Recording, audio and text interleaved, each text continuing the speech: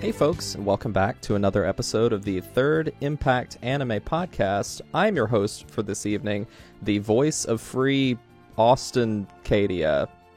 Yes, that is me. Hello. And I am joined by a crew of excellent podcasters here with me. Who do I have with me on this ship today? Hi, I'm Tobias, the Stanley Wish of the Third Impact Anime Podcast.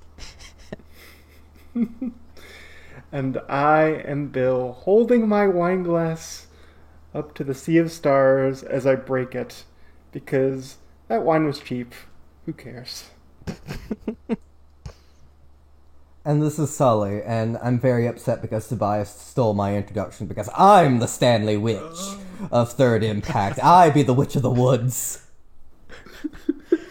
Well, You mean one that rarely shows up but is a struggle every time? Wow. I was going to say something nice like, wow, Sully, it's been such a long time. It's nice to have you back, but I think Tobias did it better than I could. We have to fly over Sully every time. Yep. We can't do it. But yeah, Sully, it's been... He's just so insurmountable. It's been like almost a year since we've had you on the show. It's nice to finally have you back. Well, thank you. I've been really busy over the past year. Between Animazement of last year and now, I have been working 3 teaching jobs, which has sucked the life out of me, and I'm about to move to a new city with my my boyfriend. So we actually closed on an apartment, and this week we began moving, and we're not there yet. We started the lease, but we're kind of taking the month to slowly move things in. So I'm actually still in my old bedroom surrounded by a bunch of boxes. But yeah, that's why I've been taking a break, but I'm hoping I'll be back soon. And now that, I'm with this guy, I've been kind of forcing him to watch anime. So, he did not watch this with me, but he will be watching some other Matsumoto stuff in the future, I'm sure. Well, we're happy to hear things are going well for you, and... It's kind of funny, because I think the last time you were on was actually about the same material, wasn't it? I think the last time I was on, I know for a fact, was the Animazement, was the last... Yes. Was that. Right. But before that, Yep. it probably was when I was doing the Leiji Matsumoto book that Helen McCarthy edited. There might have been 1 or 2 between them, but I don't think it was anything that important. To be fair to me, I was like in the middle of like getting my master's degree and becoming a teacher and figuring out what it's like to be an adult, which is apparently horrifying. I would not recommend it. What is it like to be? I'll say this: Please I've tell reached us. the point. I've reached the point in my life where I'm kind of like. I used to be very self-conscious about my age, like I must constantly portray myself as being young. And now that I am, and I'm just going to say I'm 29, I'll be 30 in August, and I'm just kind of like, yeah, I'm glad I'm 30. The kids they're horrible. I hate all of them. They're confusing and scary, and I don't know what their deal is, and they keep talking about this TikTok and all these celebrities I've never heard of, and like one of them apparently kidnapped someone and they're writing their paper about them now. What's going on? So yeah, I'm happy. You learned as a teacher. Yeah, I'm 30. I'm happy with that. Like kids, I'm good. I don't need to know about your new anime. It's all scary and confusing to me. I'm glad Lum is back. Can we all just love Lum? I think we're good. As the resident old guy, I completely agree that once you hit 30, you just people talk of the like letting go as being a bad thing, but it's really freeing honestly. Yeah, that's In the really what. podcast, we're about to talk about freedom. I think Yep. that's really important. Yeah, that's definitely a key component of this film we're about to talk about. Space Pirate Captain Harlock, Arcadia of My Youth, talking about the freedom that comes with old age. That is certainly a major theme. Not about how the old people are out of touch and the youth are where it's at. That is definitely not what the film is about at all. Are you saying that the boomers are aliens that have taken over? An argument could be made, but I think aren't the boomers in Bubblegum Crisis? I think that's a different thing. Oh, that's right. Yeah. Oh shit! I watched that instead. Are we supposed to watch Captain Harlock? I mean, one of my vintage anime greatest shames is I still haven't finished Bubblegum Crisis, but we could review that one of these days. I will say this, I know we'll get into it when we get into the story proper, but I kind of find it funny that the title is Arcadia of My Youth, and there is this kind of tension between old and young, because Arcadia is kind of like Utopia. It's something that kind of, it's, prelapsarian. It doesn't exist in reality in some ways, and I think that kind of adds to this bittersweet feeling that the film has. Yeah, it's got this tinge of Arcadia is the nostalgia and the good days of being young, but even the film text itself it pushes back against that in a way. But we'll get into that later. But as we kind of alluded to, yeah, we're talking about the 1982 Captain Harlock film Arcadia of My Youth on this episode. But really, the reason we're coming to review this title specifically is because back on February 13th of 2023, the original creator of Captain Harlock and a bunch of different properties, Leiji Matsumoto, he passed away at age 85. So, in a way, this episode is going to be our remembrance of him, talking about our specific connections to some of his work, our appreciations of that work, and again, talking about one of his big films just to sort of celebrate his life and career. So I guess we'll toss it over to you, Sully, first, because you did that long series a couple years back talking to a bunch of people whose fandom for Matsumoto really goes beyond just regular fandom. Like, they're researchers, scholars, and true appreciators of his work. So how do you think about this in light of his recent passing? So it's one of those things where, and I'm sure everyone has this for different artists, but like, you're aware of their work on the periphery, and you keep telling yourself that you will take the time to actually delve into it at some point in your life. And I had done that because I actually, as I mentioned on the podcast series I did with the Matsumoto scholars, is I actually have like very little knowledge of Leiji Matsumoto's work, like only through osmosis through other anime that reference it. My first introduction to it was actually the parody of it in the second episode of Excel Saga, and the numerous other parodies of like Maytel and Harlock and Galaxy Express, and those characters are so iconic for a certain generation of anime creator that they kind of pop up in tribute, and Daft Punk's work with Leiji Matsumoto, because they sample from his Tokinowa universe for their music. But I started reading the Captain Harlock manga and trying to watch some of the anime very briefly, because I actually borrowed Tobias's copy of the manga, and it was just one of those things where I read it for a while, and I watched a few episodes, and I kind of put it off because I had other things going on, and then I wound up buying the Space Battleship Yamato hardcover at Barnes & Noble because they were having their big after Christmas half-off sale.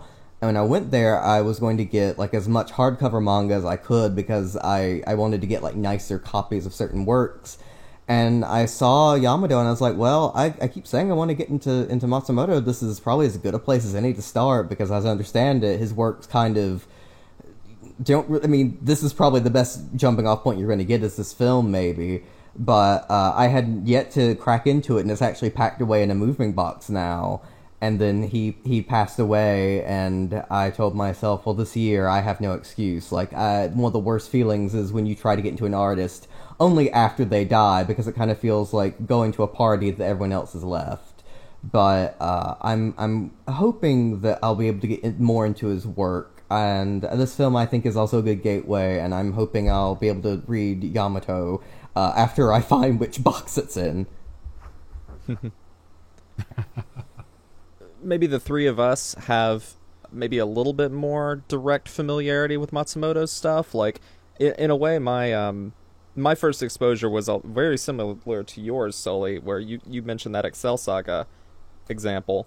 My first real knowledge of Matsumoto, it didn't come from something like Interstellar 5555, which a lot of people in our age bracket, that probably would have been their first introduction, because we're way younger than the folks who watched Star Blazers on TV, and that like totally changed their life and everything. So Matsumoto means something very different for those people, for that formulative moment of their lives. But for me, the time I was first exposed to it is doing research for my Studio Gainax panel, and I learned that one of the opening shots in the first episode of Gurren Lagann was like a direct, immediate parody of a scene from, I think, one of the openings of either... It's the opening for Endless Orbit SSX, the sequel to Arcadia. See? Yep, there you go. So I was just like, oh, okay, so there's this Harlock guy, and that's what Gurren Lagann is pulling from. Obviously, that means Harlock is cool, because Gurren Lagann rules. So I kind of learned from it in that way, and then just kind of slowly stuck my toes into some of this stuff over the years. I think Arcadia of My Youth might have been my first anime experience with Matsumoto, even though I distinctly remember being at a screening room at Animazement, probably like 2012, 2013, where we were stuck for about 15 minutes just listening to the menu music of the original Galaxy Express 39. And man, that song will never leave my head because of that experience. Galaxy Express 39 will take you on a journey, a never-ending journey, a journey to the stars.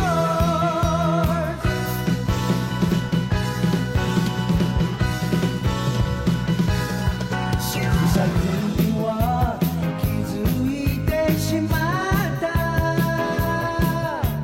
yasuragi yorimo. That's something streaming can't give you, is like being forced to listen to the DVD or Blu-ray menu music on loop because you've either like lost the remote or fallen asleep to the movie after it's gone off, or in your case, you're stuck in a panel room and they haven't started it yet.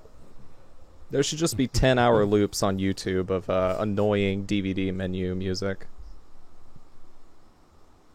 There probably is. Probably. We should do that for an April Fool's podcast. Just release one of those. That's just our podcast in general, is annoying DVD menu music. The end of Evangelion DVD music.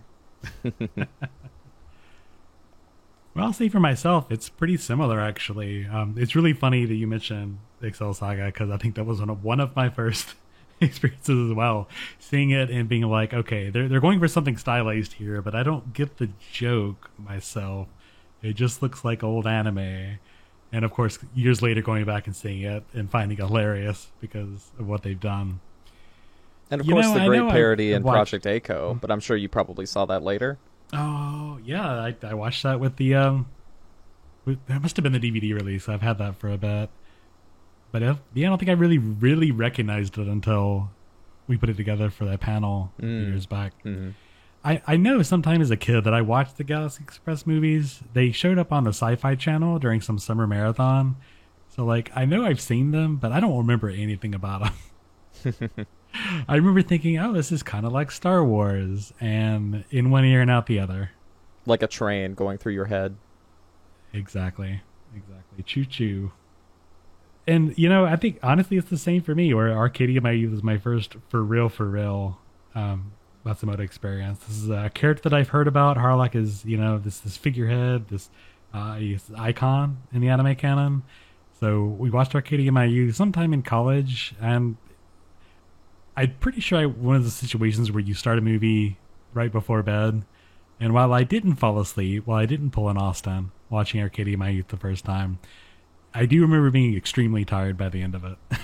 And thinking, yeah, it's great, whatever. But I'm going to bed now. And I haven't. This is, and again, my personal shame, but I haven't really watched any more Matsumoto, if I'm being honest, afterward. I think it's going to change, but, oh no, I caught a few episodes of, the original TV series, Space Pirate Captain Harlock, when they showed up on Crunchyroll. I think I watched a few episodes on my lunch breaks for a week or so. But that's honestly been about it. Bill, what is your history of Matsumoto's works? I would have to say it was two things. It was, like a lot of people my age, it was Interstellar 555, the Daft Punk Discovery anime music video movie, where I was like, oh, those character designs are very distinctive. And I didn't know those designs are based off Leiji Matsumoto, but I thought they were really interesting. And then at some point in a YouTube rabbit hole, I saw the Roger Corman Galaxy Express 999 trailer, which I love to death. And I was like, that's real cool. I would like to check that out at some point. But do you think the listeners would appreciate if I put in a clip right here? If the audio isn't too bad, from what the source you can find it. But yeah, I love the narrator in it. It's great. On the sharp edge of a far-flung universe of alien beings and uncharted planets, he battles against the robot armies of a monstrous mechanized empire and journeys beyond infinity as he searches for the secret of immortality. Your imagination is the final destination on the Galaxy Express.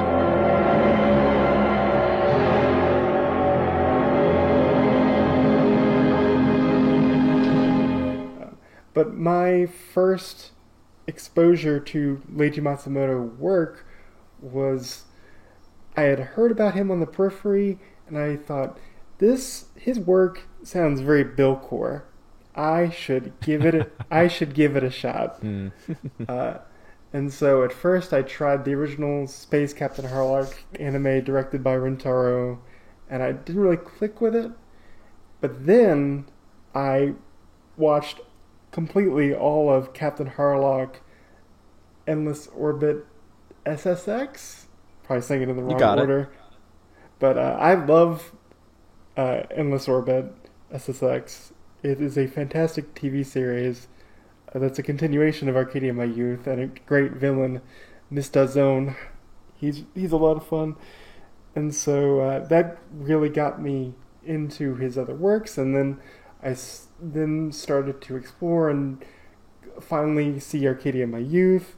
And then just this past year, I finally watched the first Galaxy Express 999 movie. So the only thing that I've heard about SSX is that, like, people generally seem to like it more than the original series, but it has, like, a very abrupt ending. Is that accurate? Yes, because it was canceled, unfortunately. That's sad.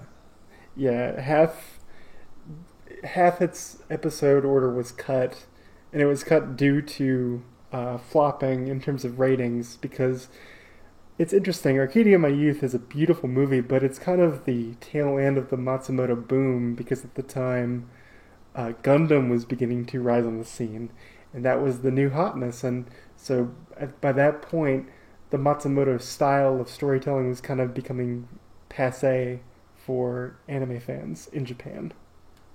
Yeah, that makes sense. I mean, in 82, like, Yamato was almost 10 years old at that point, Galaxy Express getting on up there, and Harlock, for that matter. So I kind of makes sense how the popularity was kind of waning in favor of some other things at the time. Yeah, but his boom was... You can certainly see how Gundam and Gundam's plotting is very, very different than what we see even in this movie. Very true. It feels a lot more... Gundam in contrast feels like a lot more grounded, whereas in a lot of ways Matsumoto's stuff feels kind of like fairy tales. Oh yeah, very, very romantic, very operatic in a way. Yep. You don't really need to like worry about the details and the Harlock story so much. You're seeing a pirate, a traditional pirate hero, not exactly swashbuckling, but space space swashbuckling, if you will. He shivers some timbers every now and again. Whereas Gundam is a lot more rooted, you're right, in the sort of the military, the sort of the military commentary and what everything Tomino's going for there. Yeah, I guess even myself, like, I haven't really explored much Matsumoto's. Well, I've dabbled in it a little bit. I've read a bit of the original manga, and I've seen the first Galaxy Express 3.9 film, which I really enjoyed. And that's really about it. I know that, Bill, a couple years ago, or maybe a year ago, I handed you off a stack of Harlock manga that I was just like, I don't think I'm ever going to read this. Did you ever get around to it? I read the first volume, and I've read the first big Seven Seas release of the original series. So I've read How do you think they compare? just the art is has a lot more flourish in the 2010 Seven Seas remake. I think it's called Dimension something. But Dimensional Voyage, I think Dimensional, that's it. thank you. Dimensional Voyage. Whereas the Captain Harlock manga, at the time, Matsumoto was juggling a lot of hats because he was doing this and he was also working on the Yamato anime and also working on the Yamato Yamato manga. So the art isn't as clean. Like, it's very much like, I had a deadline, I needed to get this done. There's still some great panels, especially some of the ship mechanics and the battle sequences, but there are times when you can tell that he had to meet a deadline and he just had to go.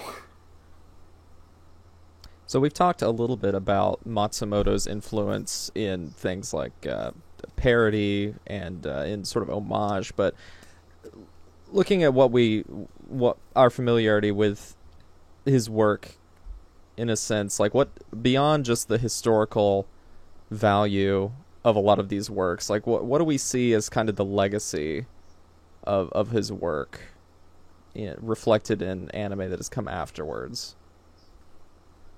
Skimming over the manga the other night, I do feel like there's some Tezuka there. Just the way that the character designs come across, some of it doesn't age well, of course, but I do feel like there's something, like I said, iconic about Harlock, and sort of iconic about these stories. It doesn't matter really if Harlock's fighting the Mazon. It doesn't matter if he's fighting the Illuminus. It doesn't matter that if he's reliving the Nibelungen Lied ring cycle. It could be whatever. He could be in Western, in Gun Frontier. That's not really the point of Harlock. It's about this figurehead and what he represents more so than anything. And I think that's something that's going to continue on forever, honestly. People are always going to come back to Harlock, even if not the specifics, to the figure himself.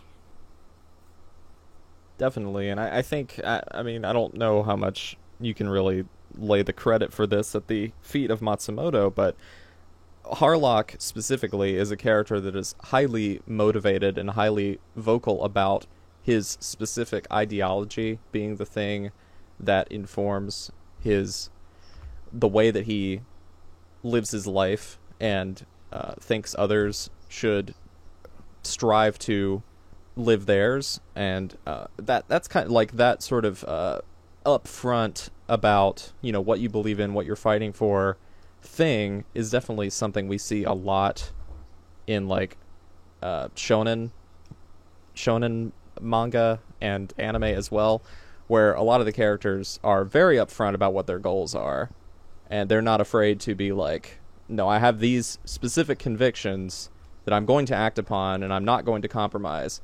Like, I mean, you and Bill being big One Piece fans, I'm sure you can see a little bit of that sort of thing in One Piece as well, I'm sure.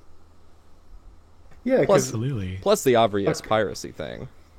Well, because a constant theme in One Piece is bringing down the oppressed and getting your freedom back. Like, overpowering a government force or dealing with an external force that is kind of putting you down. And that is a constant thing within Captain Harlock of he is going to rise above that and find he and his crew freedom that they wish to enjoy and get away from the oppressors.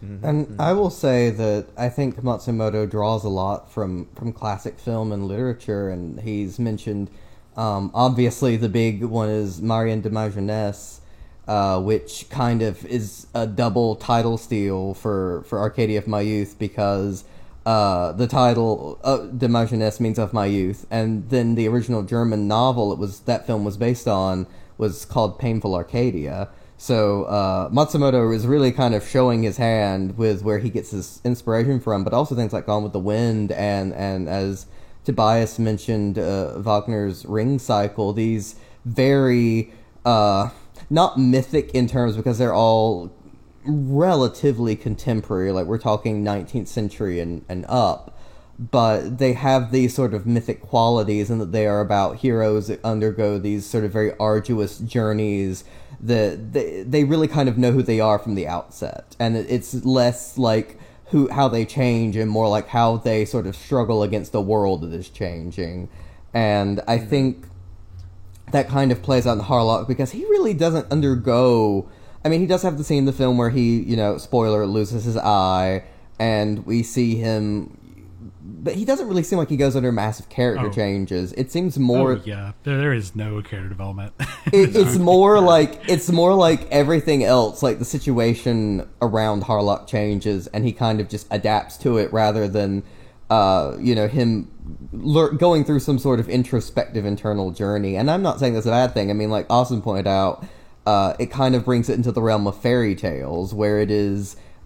these characters kind of exist as these I don't want to say simple because that sounds insulting, but these very staid character types, and they are going to go through this sort of mythic journey that has all of these very specific moments, and then they're going to come back at the end, and it's less that they have learned something about themselves, more that they've learned something about the world. I mean, Harlock, in most of the stuff he's in, mentions that he finds the world has become too decadent, too lazy, too immoral in some way, and so there really isn't much for him to do other than struggle against what he views as the immorality of others. He can't really change himself. He can only find ways to try to inspire other people, or, as in the case of this film, just leave Earth entirely, which brings into some other uncomfortable themes into this film, but I'll leave that for later. Well, that being said, I think we're going to take a quick break, and when we come back, we're going to be talking about our movie, Arcadia of My Youth.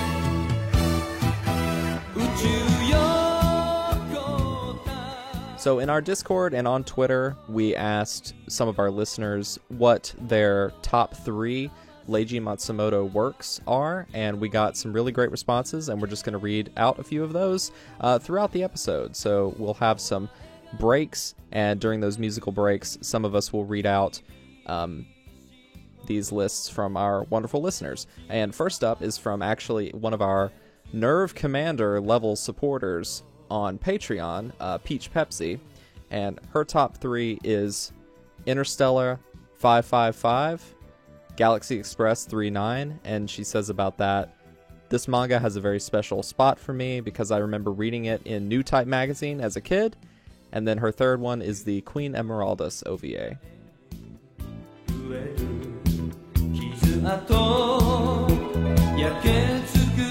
痛みも生きる印だ愛にふと歩みを止めた日もあるそういつも遥かな過去の So, Arcadia of My Youth came out in the summer of 1982 and was produced by Toei Animation.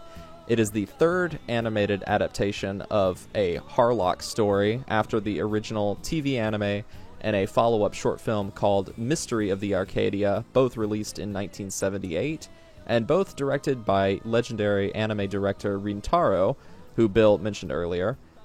He also directed the Galaxy Express 3-9 movies and many, many adaptations of Osamu Tezuka works, including Metropolis and Kimba the White Lion.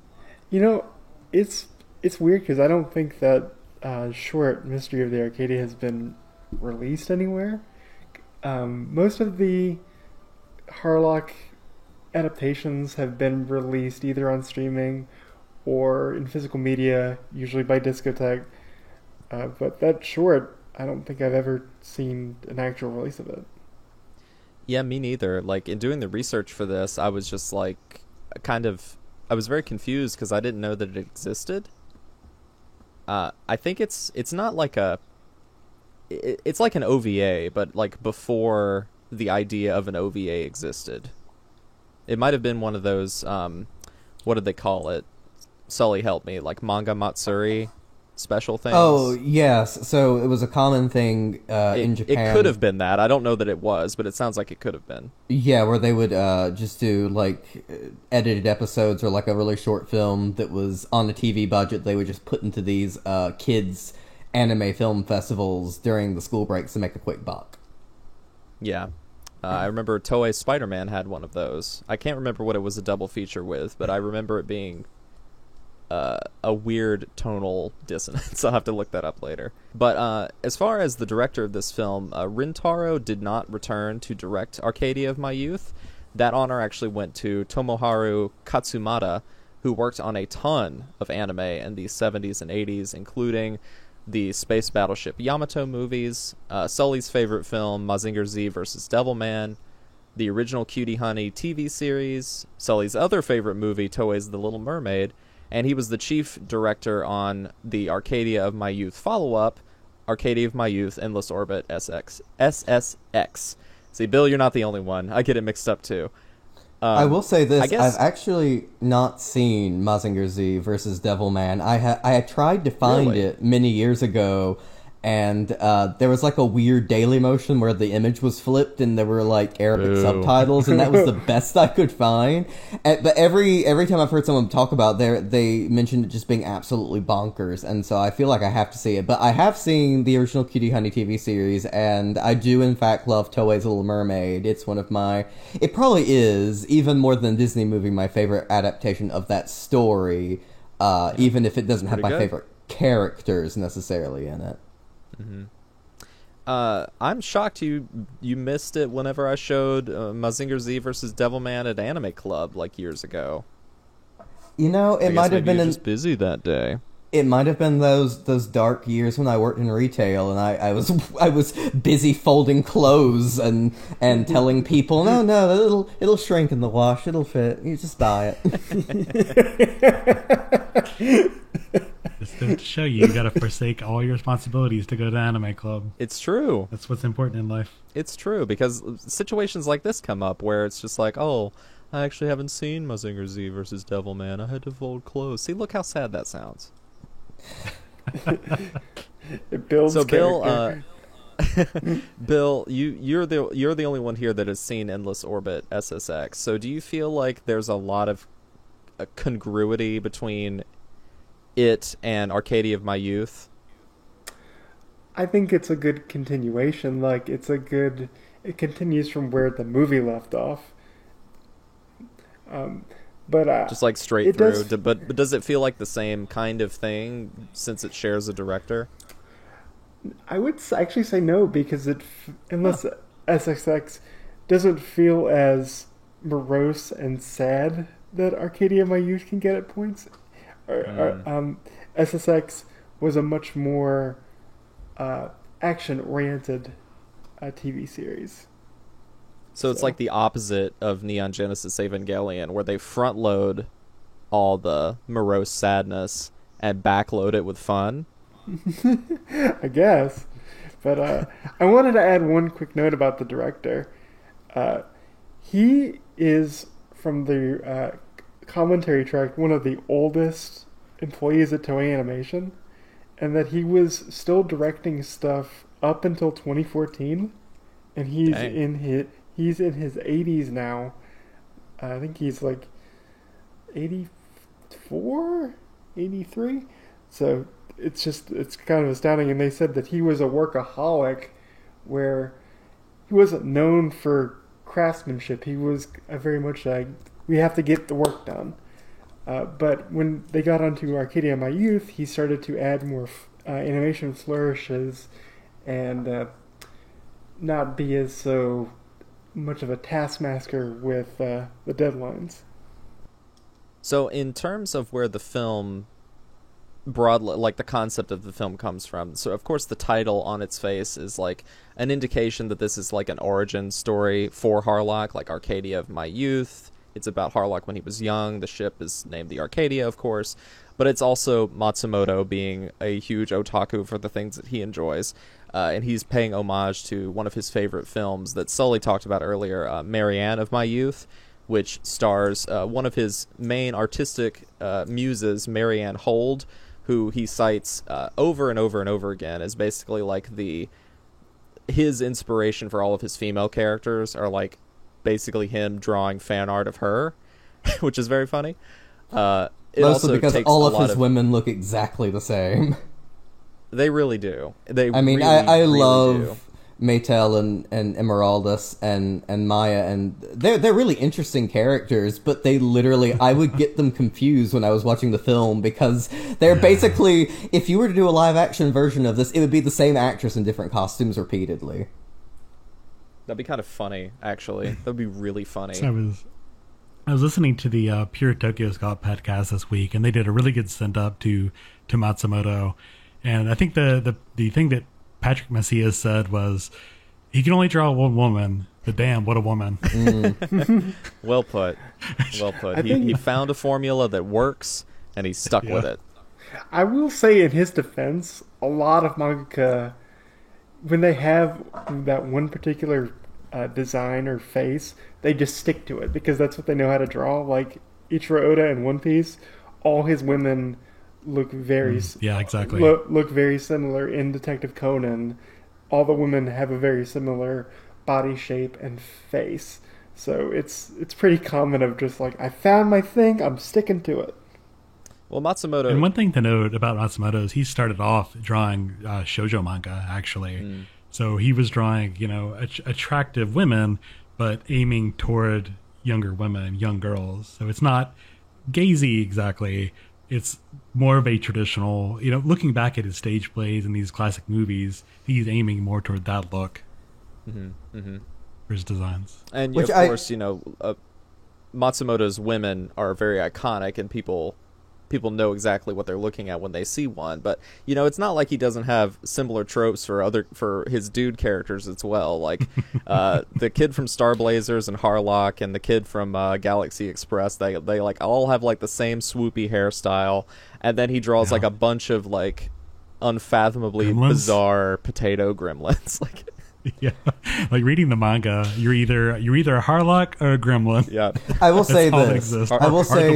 I'll say this, two things. One, I am not complaining necessarily, because as Austin mentioned, he's really drawing from these sort of like classical versions of female beauty, and as someone who loves old Hollywood and older films and like that sort of glamour, I appreciate his designs. I just find the fact that they could be played by the same person in live action just very funny. And two, he did not watch this movie with me, but I did show my boyfriend the trailer for Arcadia of My Youth, and he paused it in the middle and he said, "Stop. I need you to explain something to me." And he points at Tochiro and says, "Why do so many anime characters look like that?" And I had to explain. I think that's like a Matsumoto thing, because that's look of it. He's like, no, there's like the blue guy in Dragon Ball, and there's always like a guy with the pig nose and big brown glasses. I'm like, I'll get back. Talking to about you. King Kai. Yes, he said Okay. King Kai and Tochiro look the same, and I can kind of see sure. it. But maybe I'm guess. otaku blind, and it's like, no, they're very different characters. What are you talking about? They're clearly different.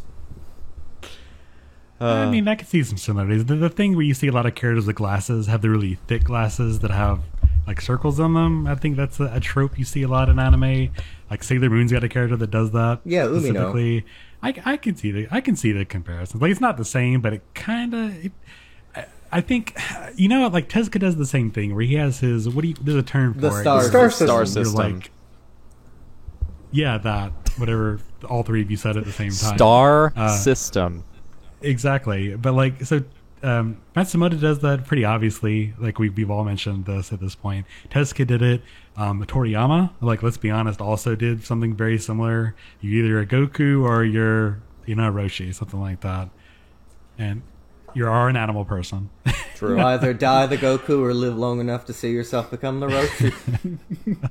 I mean, what is the main character of Dragon Quest XI except like a color swapped different outfit? Android 17, 18, Yeah. Fair. whichever the boy one is. Trunks. 17. Trunks. You're thinking Trunks. of That's Trunks. it. Trunks. That's it. Yeah, because he's got a sword. Of course, it's Trunks.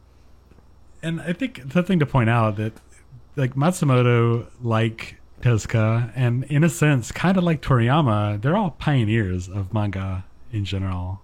Like they weren't the first, of course. Tezuka was for the most part, but these people weren't the first. But they honestly were like setting those initial trends that we have come to know and love. And some of them, like Matsumoto's that we mentioned earlier, with he's falling by the wayside in lieu of Gundam, they kind of are evergreen, and they do come back in ways. Like Tochiro and his little gremlin face. Yeah, it's the gift that keeps on giving.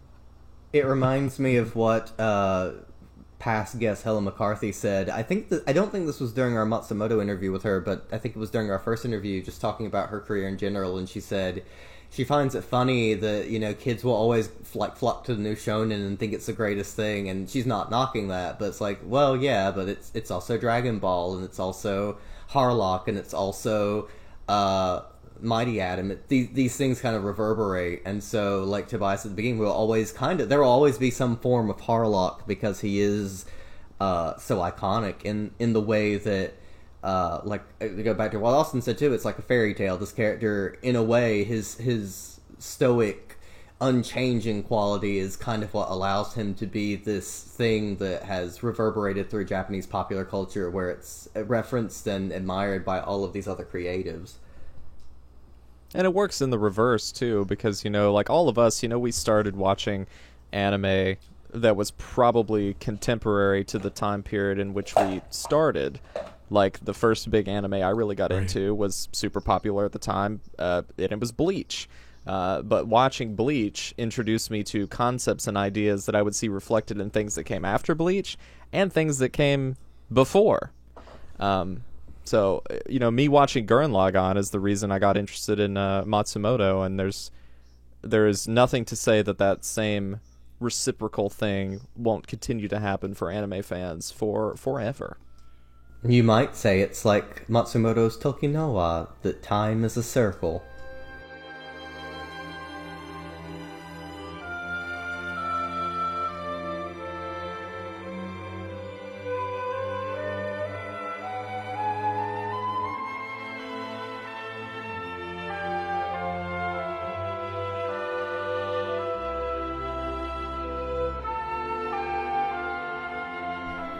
So our next picks are from Emma, who is part of the Sideburns and Cigarettes podcast, and also a fellow friend in our Discord.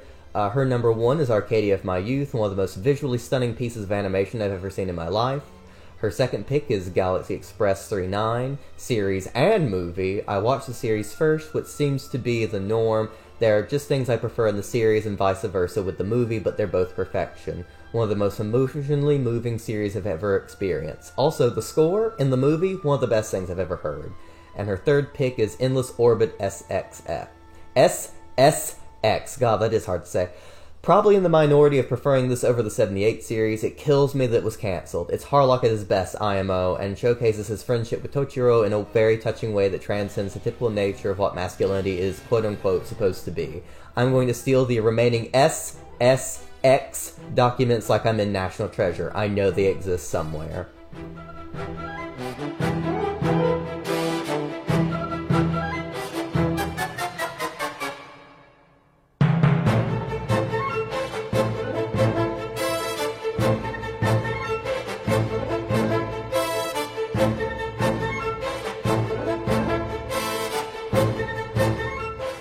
So not only is the title a reference to Marianne of My Youth, as we alluded to, but it also takes some elements from one of Matsumoto's earlier short stories that I don't think has ever been translated into English officially, called Invisible Arcadia, something that he wrote prior to Harlock, that centers around a plane's sight scope as a primary story element, which, you know, in the film does come up in sort of the second half of the film.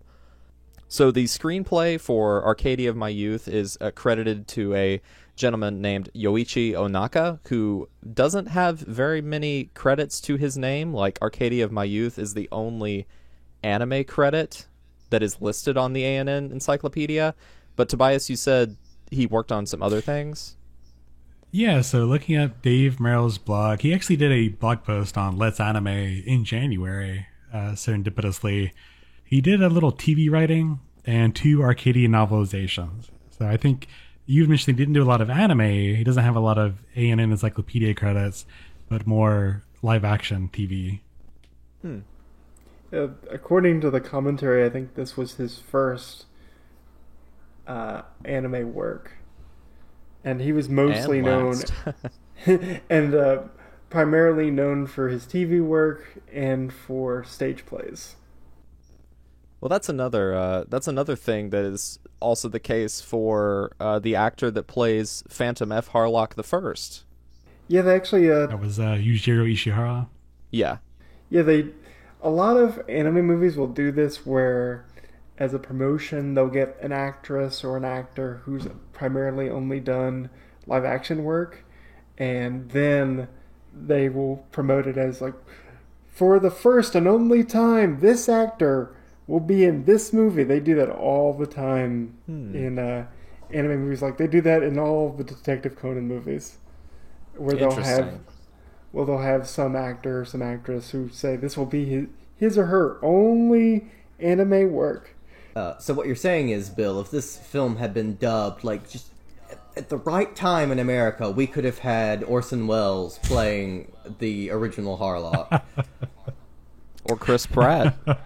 No. See, you had to ruin it, didn't you, Austin? Can you imagine Harlock complaining about frozen peas? I can't imagine Harlock complaining about frozen peas. Or crossing out into the P of stars. It's delicious champagnes fermented in the bottle.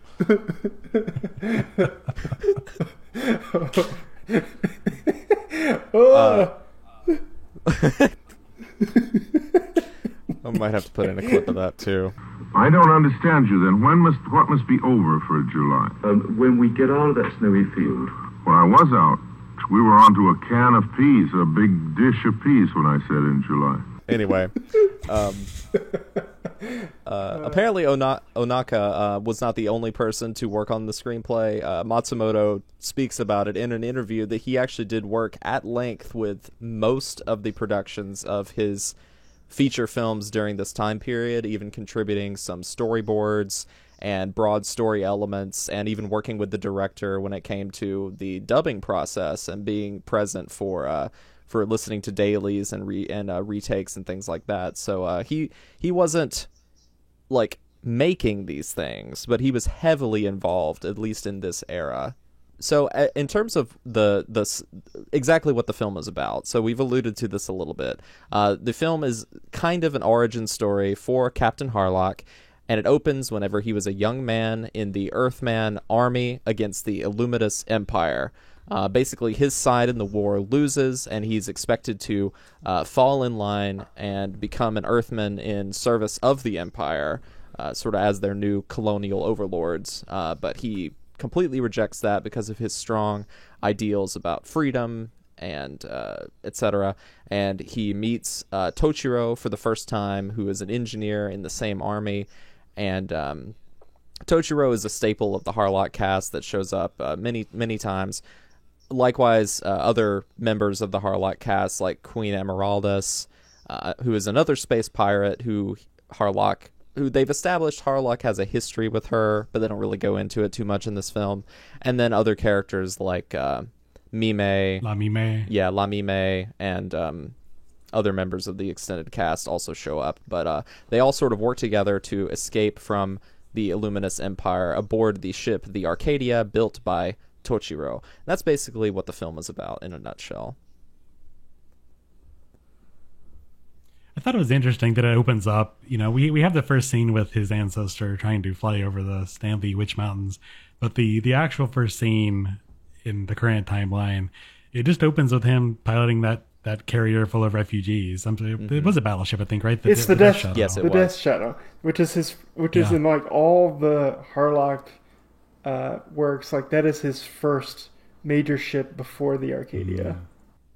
And it's like at the tail end of a battle that he like just lost. Something like that. Yeah. I was reading up, and it seemed a little like I was reading something that apparently he was trying to shuttle people off the planet, and it was caught.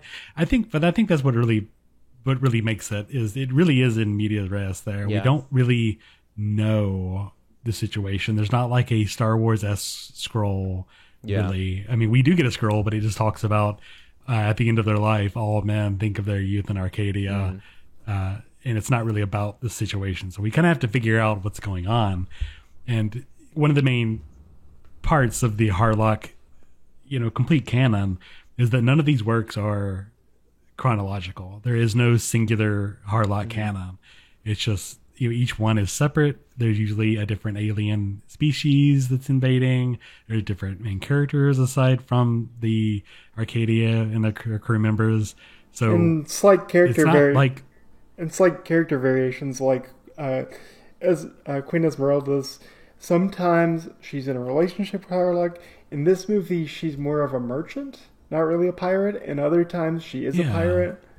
And so, just those slight variations makes it interesting.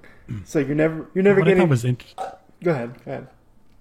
But what I thought was interesting is the movie opens, we don't really know what's going on, and there's no canon to look back on. If you watch the TV series, it's an origin story on a broad level, but you're not looking at the women who burn like paper, the Amazon, for instance. You're not looking at Daiba, Professor Daiba and his son. Like, it's completely new material using this familiar character. Mm-hmm.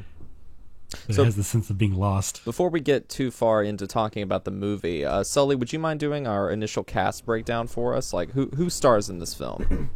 So, Captain Harlock is played by Makio Inoue, who was the longtime voice of Goemon Ishikawa in the Lupin the Third series. Tochiro is played by Kei Tomiyama, who is the main character of Space Battleship Yamato.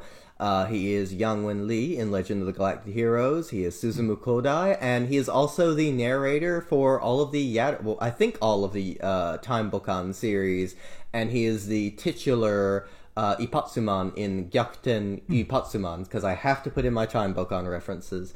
Emeraldus is played by Reiko Tajima, and she is mostly known as a live-action actress, appearing in lots of TV series, and she's also in Godzilla vs. Mechagodzilla, but she's most famously known by classic anime fans as the voice of Oscar in Rose of Versailles. Maya, aka the voice of Free Arcadia, is played by Reiko Muto, who plays various characters in The Rose of Versailles and Crusher Joe, Arion, and Sally the Witch. And finally, in a very, very small role, but I will always shout out to my queen, Eiko Masuyama, as the witch of the mountains in the very first scene of the film. And all she does is cackle, and by God, is it a good cackle. It is a good cackle. Does she also play the Stanley Witch of Space? Wait, yeah, that's it. Stanley Witch of Space as well. So she's like an interdimensional being that will not die and is thousands of years old. You know, I feel like that's not really said that's the case, but I like your theory, Austin. Let's go with that. The Stanley Witch is the most powerful being in all of Harlock. It is now canon.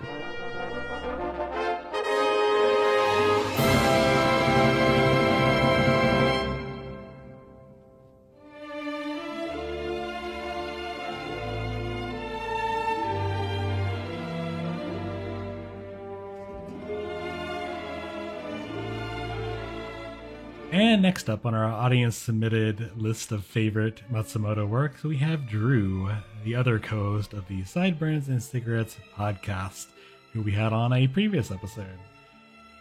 So on his list, he has a list of things that make him cry. The first being his credit card statement, Ayo. The real first being Arcadia of My Youth, probably my all-time favorite anime film. The most operatic space opera that ever opered. Soliloquies, battleship duels, a friendship that transcends centuries, never fails to reduce me to tears. His second pick is Galaxy Express 39, the movie. One of the first anime films I watched after Castle of Cagliostro pulled me into anime and manga in general. Its themes of coming of age and mortality only hit harder as time goes on. Also never fails to reduce me to tears. And lastly, Drew's favorite is Space Battleship Yamato 2199. Matsumoto had no direct involvement in this one, but Yamato wouldn't exist without him, and his influence can be felt all over it. Downright gorgeous retelling of a classic series. That's right, this one never fails to reduce me to tears.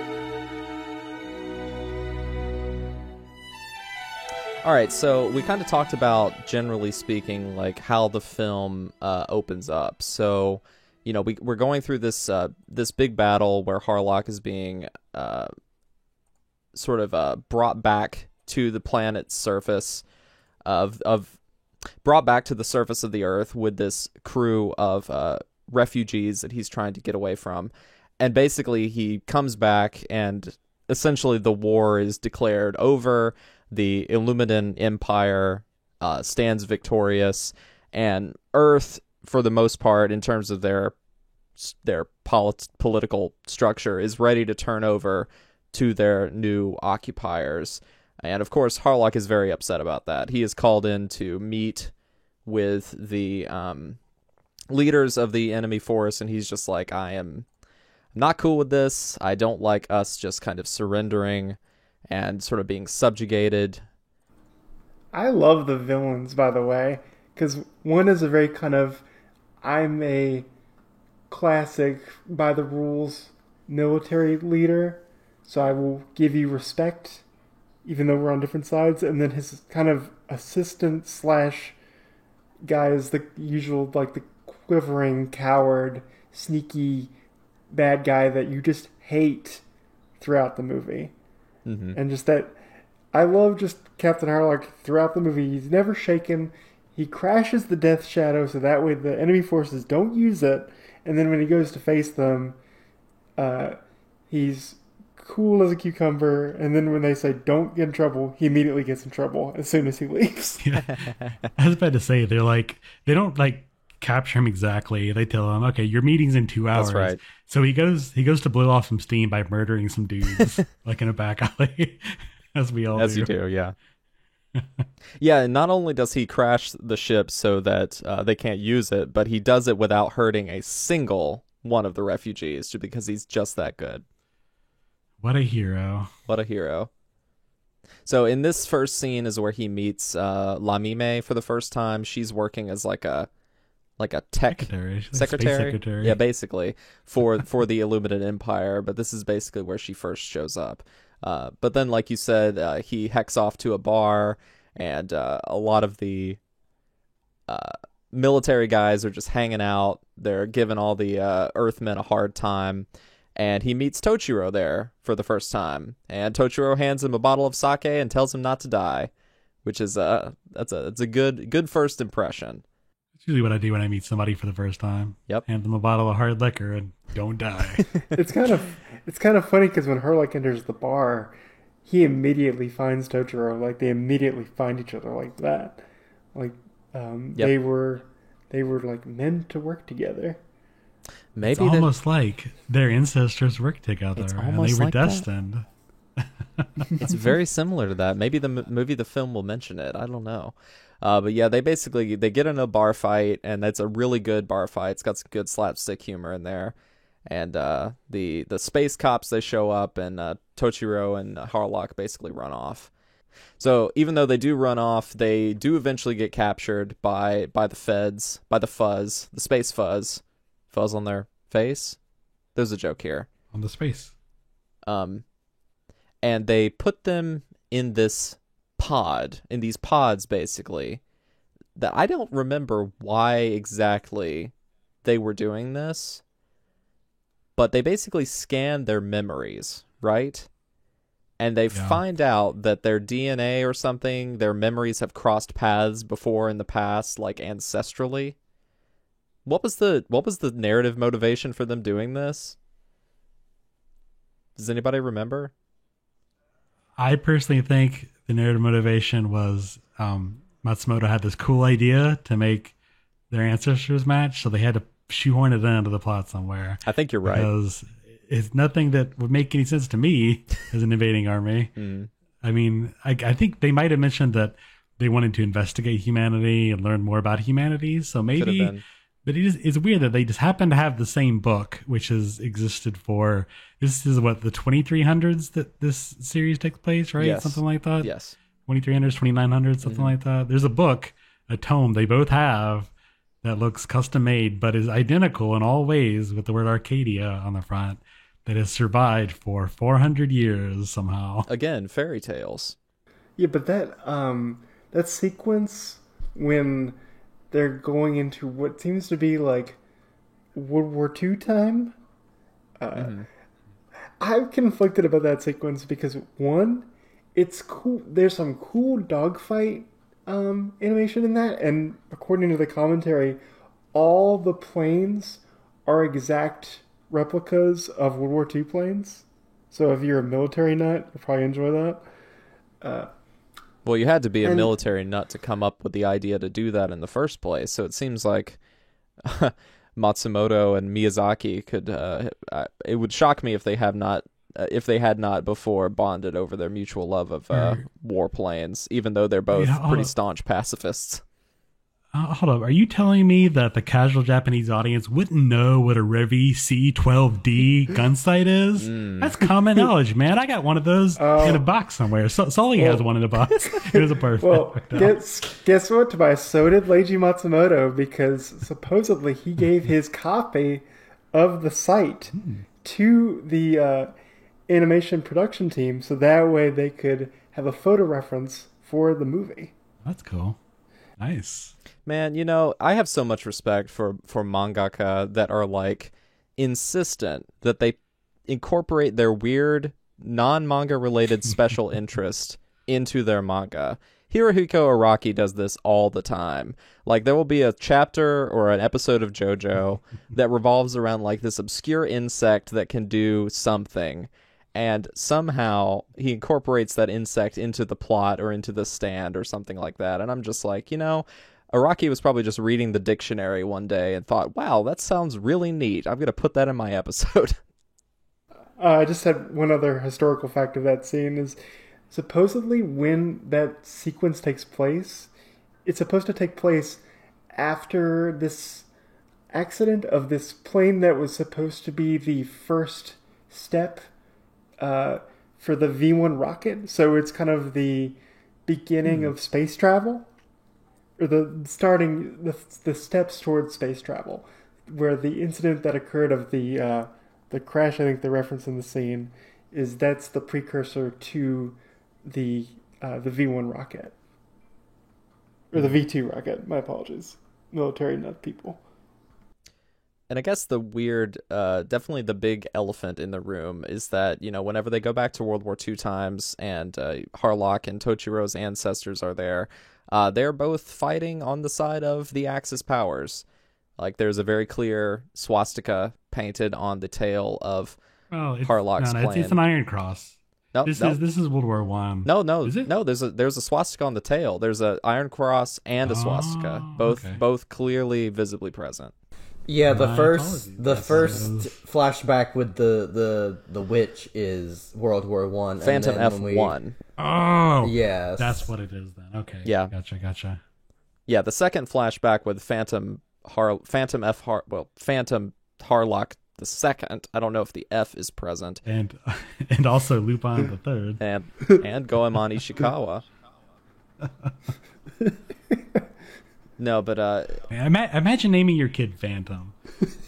Imagine that, and they're also German too. Like that makes no sense. I'm gonna name my kid Phantom Harlock. It's beautiful. They were big. They were big into the 1930s radio hero, the Phantom, and so they said, They're Phantom. Yeah, I was about to say, Tobias, you took German in high school or something, so is the German word for phantom just der Phantom? Der Phantom. It may be. Because in French, it's dumb enough to be phantom, real. like it's just spelled differently. So, I mean, I'm assuming in German it's very similar, but it does that thing I love about, like, a lot of older Japanese media where it's like, oh yes, this character, he's English, or he's French, or he's American, and his name is Ball Blaster McGee. Just the coolest, but also the most impractical name anyone ever has.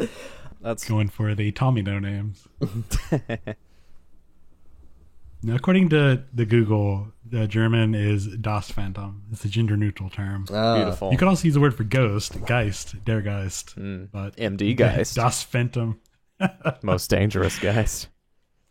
But going back to the point, I think it's something to mention. We were talking about The Wind Rises the other day in the Discord, and Japan was with the Axis powers. That's that, and I don't think they were doing it necessarily because they were all Nazis or nationalists or anything like that. They just happened to be the side they picked, and you see it show up here. You see it show up partially in The Wind Rises. I mean, hell, the opening to Urusei Yatsura Beautiful Dreamer, you straight up see like them in Nazi uniforms and like swastikas everywhere. It's just it is a big thing to us because we were on the opposite side and won the war. But I can see why you would see that iconography in Japan. It wouldn't have quite the same meaning to them as it does to us. That was just a Caucasian thing to them. Again, we were all kind of foreigners, gaijin, gaikokujin. So I can see them sort of mixing it all together and using it as being more open to using it as set dressing in a way that is very problematic to us here in 2023. Yeah, and you have to think like Matsumoto was born in the early 30s, so he grew up during World War II. So that's going to have a major effect on your life. So a lot of World War II imagery and a lot of motifs of war from because of World War II come into his work. I mean, he does mention in one interview that he remembered really identifying with Scarlett O'Hara in Gone with the Wind when she says the line, as God's my witness, I'll never go hungry again. And he's like, yeah, that's me. I'm literally like a child of war. I'm going hungry. I don't want to do that.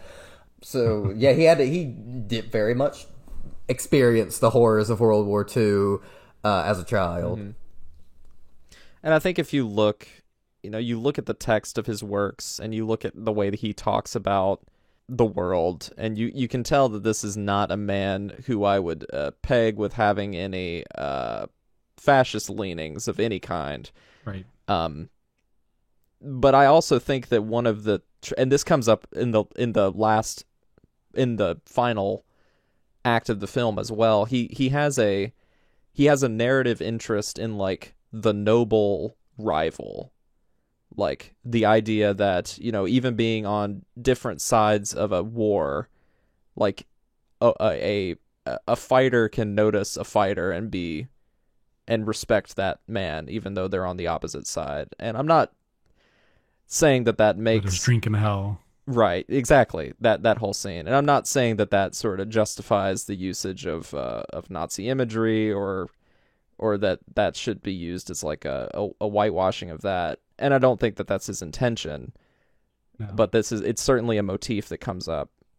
I mean, there is that whole line where Harlock II says, or I forget the name of Tochiro's ancestor, but he asks, he's like, hey, are you flying for the Nazis or something like that? And he's like, well, I'm paying rent. And it's yes, you know, I look what he says. I look into it, you know, and the explanation is, oh, well, it's kind of like him saying he's paying rent in a feudal way, like he's a family descended from nobility.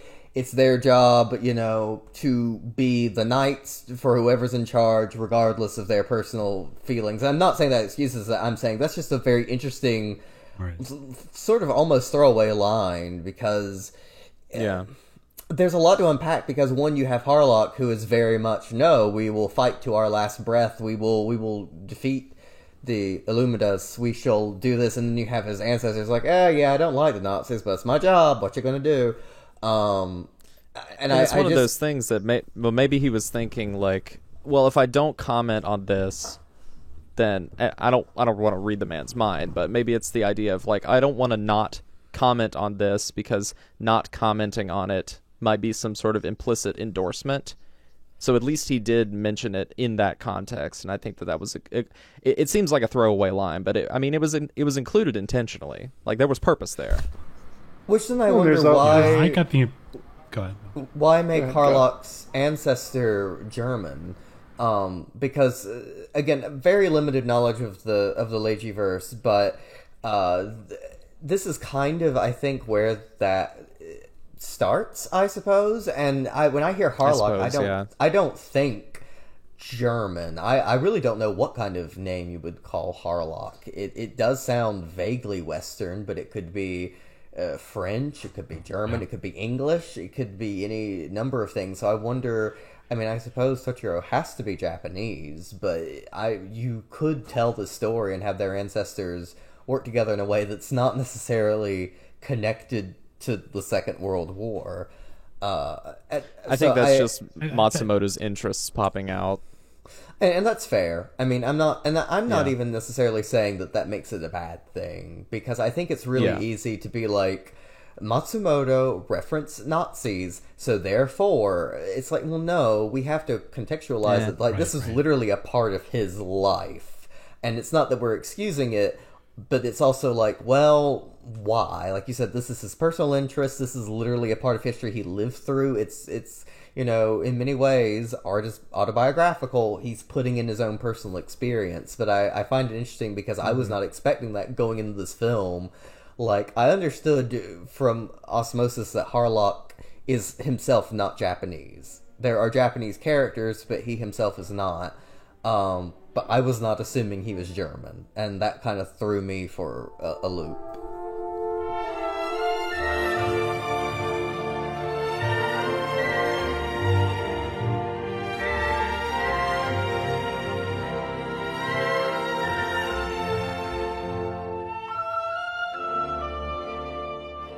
So our next one is from Coop, or Writer Strike, who is one of the hosts of the Dude You Remember Macross podcast. He submits his number 1 as Galaxy Express 39 the movie, his number 2 as Interstellar 5555. I'm actually not sure how many 5s are in that, and I don't care to look it up. And his number 3 is Adieu Galaxy Express 39. He said, I'm a weirdo who liked Arcadia of my youth, but maybe wasn't in love with it. Maybe better on a rewatch, I hope. Or maybe better after listening to a podcast about it.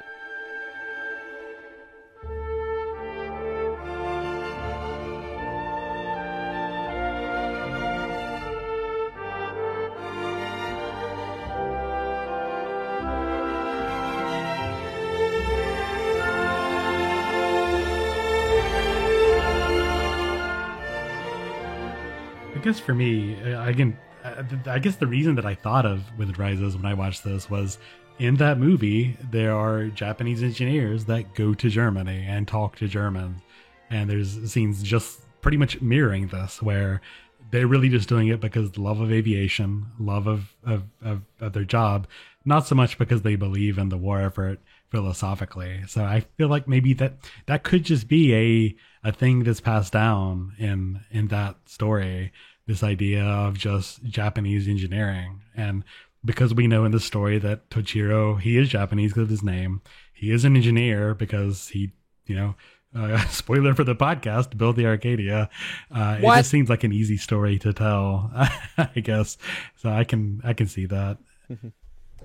But of course, like you said, the quick backpedal that no, Harlock's not he's not died in the world Nazi. He's doing this because he's a badass fighter pilot. We've already seen the Stanley Witch, so we already know that we're in the biplane era. What is the logical follow-up to that? And that would be, dogfighting in World War II. So it just seemed to work out that way. So all of that to say, it sort of establishes, this whole sequence establishes this sort of beyond time ancestral connection between Harlock and Tochiro, which I don't find is particularly necessary to get me to think or to believe in their relationship as like captain, first mate, bosom buddies kind of thing. But again, I think it's part of this romanticization, this fairy tale, this like larger than reality kind of vibe that this film is trying to create. I don't get a homoerotic vibe from Harlock and Tochiro, but I do. It's almost like a soulmate sort of thing. It's like these characters' families are destined to be intertwined. Like they have some cosmic understanding of what the other needs. Like the scene where he flies his ancestor into neutral Switzerland. Like there's something about it that it's not romantic, but it borders on the like, no, I have to do this because like I have some like celestial duty to you to bring you to Switzerland in the hope that you will bring humanity into space or something like that. There's all these grand gestures of like brotherhood that I get, which kind of again is like that Wagnerian ring cycle. Like the true hero must be a hero for his comrade and all of that sort of thing.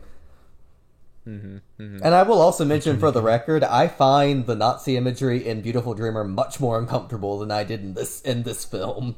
So make of that what you will. Fair and true.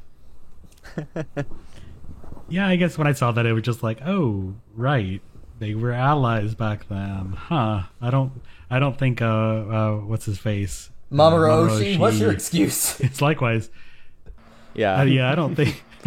That's you have to check the receipts. Check the receipts. The Beautiful what was Dreamer. Oshii doing? The Beautiful Dreamer one is literally set dressing, whereas in Arcadia of My Youth, at least it's contextually reasonable. Also, since it's kind of we're talking about it, another World War II analog is Free Arcadia. It's very much in the vein of Radio Free Europe during World War II, or you could also look at it as Tokyo Rose to a certain extent. So, yeah, I'm glad you mentioned that because I kind of hopped over that in the beginning, but thank you for filling that part in.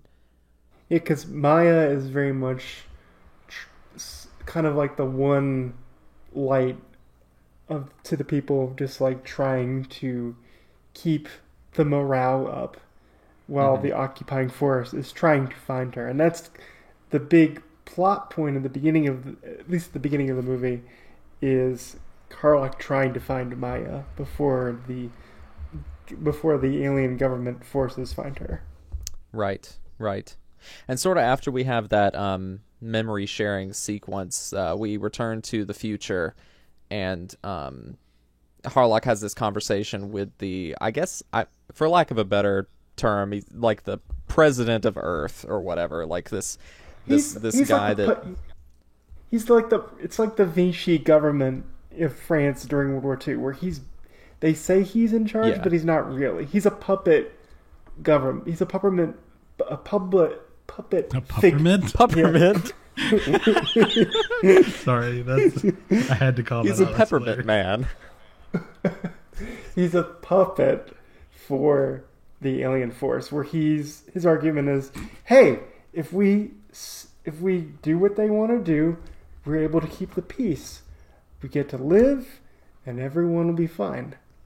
So we should just keep things the way they are. The Harlock is not having that, though. Like, he vehemently tells this guy off, and repeatedly, and then that guy goes off and grumbles, just like, we've got to do something about this Harlock guy. But before they do that, our good friend Emeraldus comes down from space and introduces her to Tochiro, who she hasn't met before. She alludes to being a free space trader. I'm not exactly sure what she's trading. She's I don't a think merchant. we really discussed that. She says she's a merchant. Basically. Yeah, merchant for what? I was kind of seeing it That's as trading. like she's like a Trading. privateer. Like she's how can I put this? My assumption was like maybe she's dealing in like black market goods. Like she steals and she like, hey, you got something to sell? I've got something to buy. That sort of thing. Right. So she shows up. She and Tochiro get to know each other. We get a firefight where Harlock attacks some dudes again, and he gets shot in the eye. I think the purpose of this fight is he was going to try and go rescue Maya, who he has a history with, who is, again, like Bill said, the voice of Free Arcadia, the radio broadcaster. And in that firefight, he gets shot in the eye, which brings us to him getting his iconic eye patch. Is that when he gets the scar as well, or did he already have the scar? He already has the scar. He already had this. Okay. Yeah, he already had it. Yeah, That's he had right, 'cause the but he scar- didn't have- Because the scar is genetic, apparently, because even his ancestors have it. That's how that works, right? Absolutely. No, I think you got the scar confused because we do see Emerald Dusk get a scar later to That is explain right. her face. That is right. You know, Let's see. We mentioned that character development doesn't need to happen in the movie earlier, but I wasn't expecting this to be Star Wars story as solo levels of prequel explanation. Dude, I was totally going to mention that. That is crazy. It's when I first watched the movie, that was way before those movies came out, the new Marvel like paradigm. But afterward, that part hasn't aged well. We got to This see is how he Solo, a gets Star everything. Wars story, way back. But that's an unfair comparison though, because this came out way before those Star. I know. I know it's hard to get out of your it's head. still. Well, I mean, there's still basic. Well, let's talk about the. I got complaints about this movie. We can get into. Let's not interrupt do you- in the middle. Do your complaints begin now, or do they begin shortly? It's mainly the start is that this really feels like a checklist movie, and yes, even with the benefit of foresight in 2023, they feels just kind of like a whatever prequel movie. Maybe this is the prequel movie that the youth of Japan were looking for in 82, but as someone who's an adult who knows Harlock as a figure that's now watching this, it falls short in a lot of ways. Well, let's hold on to that. Let's keep going through the story, Gotcha. and then we'll address these complaints as we go along, because you might not be alone in this.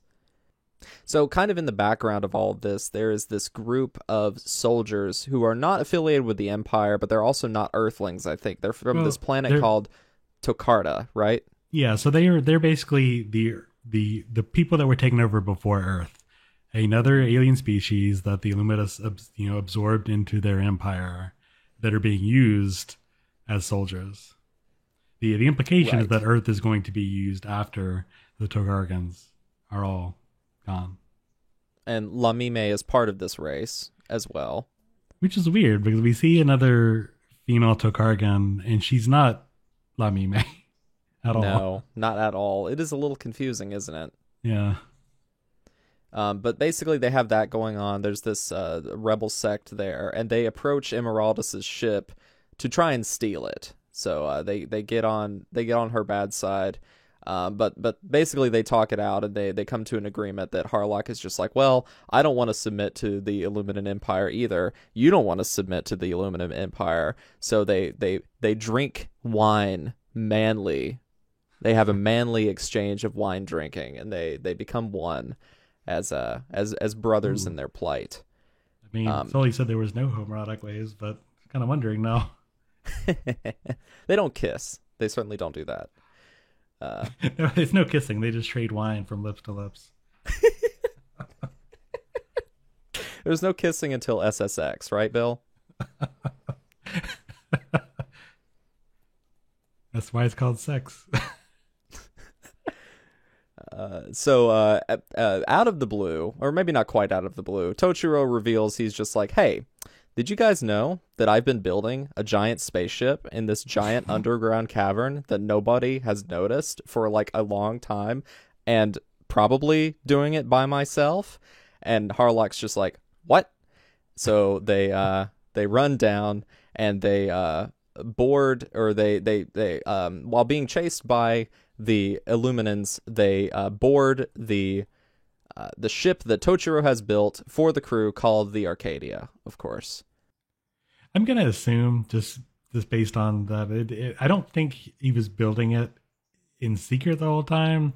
Since we know he's an engineer, he's probably working on it with the Earth Empire, possibly as a secret weapon before you think so? Armistice. It has to be, because it makes no goddamn sense.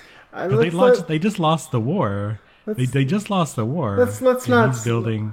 Let's not CinemaSins this. Let's not CinemaSins. I was this. going to say that at the beginning of the not. film, we see Tochiro and Harlock's like, "Hey, why do you pretend that you're like a vagabond when you're not?" And he's like, "Oh yeah, it's got its advantages." So maybe he has been doing this for like a while now. That's plausible. I'm just gonna guess, based on how big the ship is, that they were working on it probably a while. It doesn't explain it in the movie. Yeah, it doesn't really matter. Like, it's totally just a minor detail. No, it doesn't matter. But basically, yeah, Tochiro has this ship that they all board, and Harlock becomes the captain. They unfurl this giant pirate flag that they hang from the back of it. And the Arcadia, I just have to say, is a incredibly designed vessel. Like, I love the way that this thing looks. Iconic for a reason.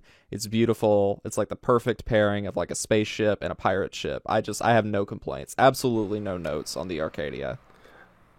I love that in each Harlock adaptation, they do slight changes to it. So, like, the bow of the ship is different in one adaptation to the other one. This one, the ship that we see in Arcadia My Youth is not the exact same ship that we see in the Rentaro spaceship, Space Captain Harlock TV series. So, just, it's interesting, just the slight variations on the designs. There probably has to be some changes in adaptation of the Arcadia between entries because of the complexity of movies versus TV. They probably could afford to make the ship a little bit more detailed in the film. This is one of the situations where I feel like they wanted to differentiate as well. They wanted to make sure this is not the same timeline. This is different, albeit similar. But they wanted to give the Arcadia a fresh new coat of paint. This is Arcadia Langley Shikinami versus Arcadia Langley Soryu.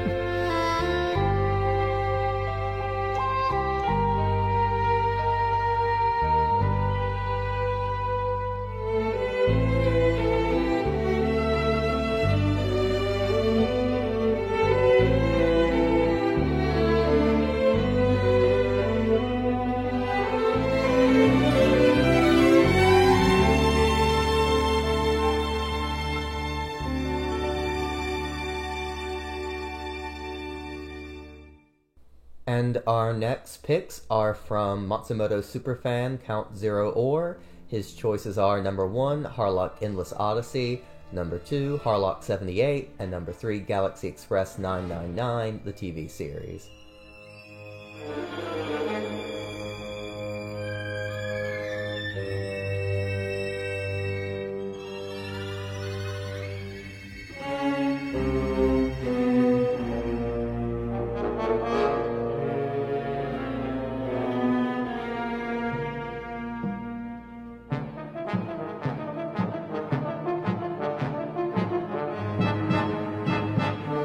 I do want to mention the mech designer. Let's see if I get this right, guys. Katsumi Itsubashi. He. Oh, close enough. Oh, sweet. He is. Good job. Thank you. He's the primary mech designer for the Arcadia and all the ships, and he started out as an assistant for Leiji Matsumoto, and has done basically almost every single mech design for every Matsumoto anime adaptation. So there's always been a consistency with the ship designs. Which is really cool. I think the only thing he wasn't involved in was the 2013 CGI. Yeah, that doesn't count. We don't talk about that. I think we're gonna get shot if we talk about that. Shot in the eye and have to wear an eye patch. That'd be kind of cool, actually. Yeah. I want to be a pirate. So in all of the confusion of Tochiro and company rushing down to get the ship, which they launch up out of the ground, like they don't launch it out of like a launching bay. It just like comes out of the ground, doesn't it? I love that shot. Yeah. That shot's so cool. I love that. It reminded me a lot of Pirates of the Caribbean 2, where Here we go again. where the Flying Dutchman just like raises up out of the ocean, like in this majestic, harrowing, destructive form. Just love that stuff. It's very cool. Oh, yeah. Not a scratch on it. I think one of the things they bring up here, and again, probably a little Terminator fact, but because they have the big skull on the front here, it's kind of meant to be a ramming ship. Totally. So it's fine. I mean, he literally does that at the end of the movie, so Yep. it makes sense. So whenever they rise up and get into the sky, they notice that in the confusion of the rushing around and everything, Maya and Emeraldus somehow got captured by the Illuminants, and they are being crucified. And what's their ultimatum or something like that? Like, Well, they want Harlock to come back because he takes off into orbit, but they obviously don't want him to escape. Ransom, I guess. What's the word? Kidnap? Hold hostage? Yeah. Hold hostage. Hold hostage. His girlfriend. But there's something like they don't think he'll actually do it because he believes in his ideals too much or something like that. There's some sort of tension there where they're like, oh, Harlock, he's never coming back. The big deal here, and it sort of ties into the original work, is that humanity is kind of given up as a whole. And so what they want to show here is that if he doesn't come back, then he's given up humanity and will lead humanity into despair. But if he does, then they can take him and kill him as he comes back, something like that. Mm-hmm. So they wait for a day. They kind of do this standoff where Maya and Emeraldus are hanging out in captivity, and Harlock is kind of holding his cards, and then like at the very, very last moment that they're going to finally pull the trigger and execute Emeraldus and Maya, the Tokargan militia basically shows up and just completely wrecks the Illuminant soldiers. And then not only that, but the Earthmen civilians start revolting against the Illuminant soldiers as well, which I thought was an interesting and intentional contrast between the way that the Earthmen are portrayed in the manga. And I know you, Bill, and Tobias have read the manga more recently. It seems like the portrayal of Earth people more broadly is a lot more cynical.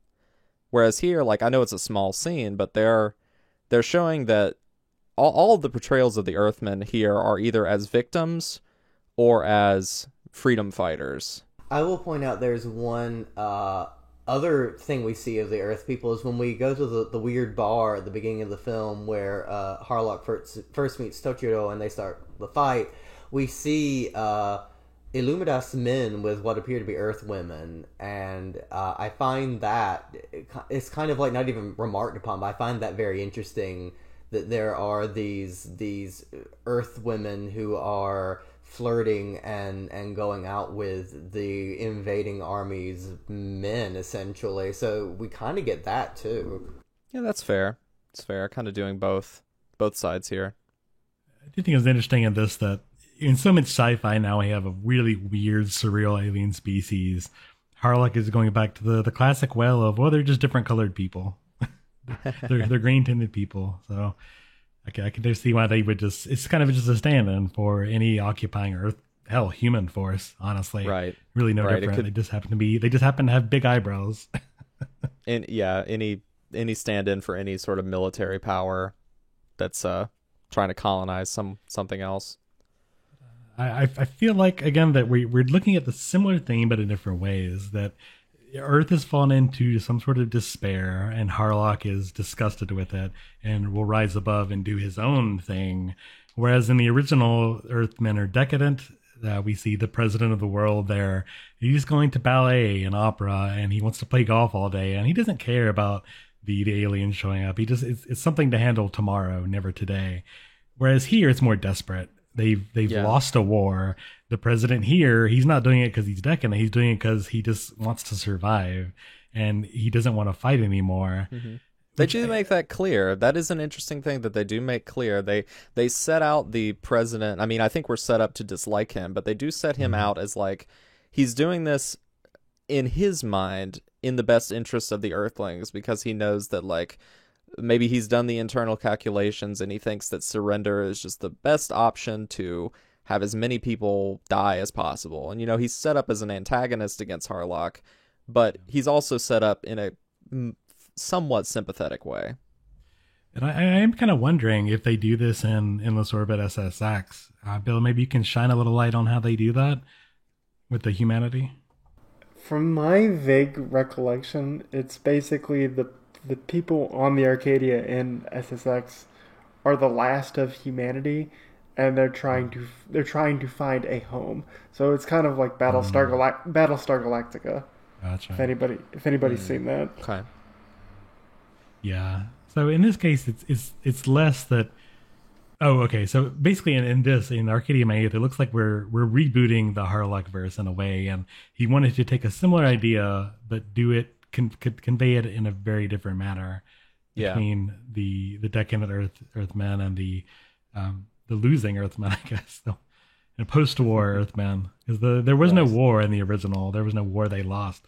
So I can see them wanting to revisit, or see Matsumoto wanting to revisit that in a more mature theme, in a more mature instance here. Because let me tell you, the original series is definitely a kid's show. It is goofy. Yeah, and the little girl in the original show is much more the focus, whereas Harlock in this movie and in SSX are the focus. So during this shootout where the soldiers rescue Maya and Emeraldus, which, by the way, I did want to gripe a little bit with Emeraldus being as cool as she is. I feel like she barely gets to do anything in this movie. Well, that's a problem with a lot of Leiji Matsumoto's women characters, is they're actually kind of one-dimensional, if you think about it. Like, Maya is kind of the weltering heroine that is supposed to die for dramatic emotional effect, and that is all her character. And Esmeralda doesn't really get a lot of screen time to give us either more ideas of her character or what she's going through. She's very much just, I'm a support character. Yep, it's kind of a bummer. But in the firefight, one of the leader of the Tokargans is killed, and we don't really see the significance of that until the next act. But that is definitely something that happens and occurs. We can mention that because that kind of a follow up to what we're saying about humanity. Basically, after this, I think one of the bigger goals, they wanted Harlock to go to Tokarga for some reason. I can't remember the exact reasoning. Maybe it was to get the. The reason they did it is because they thought that Tokarga was still the home that they remembered, and they just wanted to go back. Oh, okay. Yeah. So they do eventually conscript Harlock into taking them to Tokarga, albeit on their own their own means and not through the Illuminans. They get up, it's on its last breath. The Illuminants have activated a planet-destroying bomb that will go off, and at a dramatically appropriate time, we get the last female Tokargan, this little girl. Ugh. I think is the sister. Isn't it sister to Yes, the to sister, Zol, yeah. the guy that Zol, died? yes. Mm-hmm. And we see another. We see Harlock Chewbacca show up. Mr. Bird. He gets Tori. Tori. You get Mr. Bird. We gotta check that off the list. He had to. He gets his iconic. His Chewbacca moment. Absolutely. He gets a Chewbacca moment. He gets an alien bird that just shows up, and the planet blows up. Oh no, that's terrible. The last Tokargans, there's like 10 of them left or something like that. But then we get into the parallel to the first scene. They come across this huge nebula, like it's some sort of harsh environment. I think there's like solar flares going on. It doesn't matter because what they call it. Go ahead. It's supposed to represent the mountain that we see in the beginning of the movie. They somehow 400 years later have called this little hostile nebula the Stanley Witch of Space. So they've gone through this geography in Papua New Guinea that the actual mountain is, and named it that for some reason. Why not? Can I talk about how gorgeous that sequence is? Like all the fire effects on it that surround the ship, just so pretty. I think Go ahead. I think this could have been the end of the movie, if I'm being honest. Like, this is the dramatic point. We learned that the Tokargans have this spark. Like, they're pretty much mirroring humanity. Like, this could be you. This could be us if someone, the hero of the film doesn't step up and be the hero. And we see this huge dramatic shot, like Bill said, this gorgeously animated. Like, you got stuff happening, solar flares popping off. This could have been the dramatic end of the movie. But then it keeps going for like another act or two. Yeah, that was the thing. Like, I feel like narratively, it wouldn't have felt very satisfactory to end here, but it feels like it really should have. This should have been like the final thing. But then the final act is that the leader of the Illuminan Empire, at least the one stationed there on Earth, basically meets them up in space near Tokarga, near the Stanley Witch of Space, and is basically like, we're going to have one final showdown, Harlock. So they do like a very... he's doing the honorable thing where he says at the beginning, like the sniveling assistant is like, when Harlock comes down to rescue the people that are hanging on the crest, we could shoot him! And the leader's going, no, that's not the honorable thing we need to do. I will fight him in space. As an honorable military leader, fight him one-on-one in space combat. And they do. I hate to be that guy, but you say sniveling. I say smart. You've got, like, it's so weird about this movie is the Illuminants, like, so have roundly conquered humanity, and they put these two, like, incompetent dudes at charge of the planet. You've got the one old war dog that, like, he's dishonorable, he doesn't matter, he lets Harlock go, really, at the end of the day. And then you've got the one guy that literally lets Harlock go for 2 hours and murk some dudes before he comes up to his appointment. Like, I don't know, maybe I'm used to more fascist things, like depictions in media nowadays, but if I ran the zoo, if I were an Illuminan, I would have shot Harlock second one. Like, done. Listen, man, movie over. We won. It's just true to reality, right? Fascism and incompetence go together like chocolate and peanut butter. I guess so. But in the very least, we get a cool like final showdown that we is do. Also badass. It is very cool. It's like an 18th century like it's like the pirate ship. It's the pirate battle. ships. It's the pirate ships coming across the bow and shooting at each other and seeing who lives. Yep. And that's basically what happens. And wouldn't you know it, Harlock and the team are victorious. Shocked to hear that. With the awesome end song, which I'm going to ask you put in the podcast at some point. 最後に笑って死ねる人生だけ宇宙横た星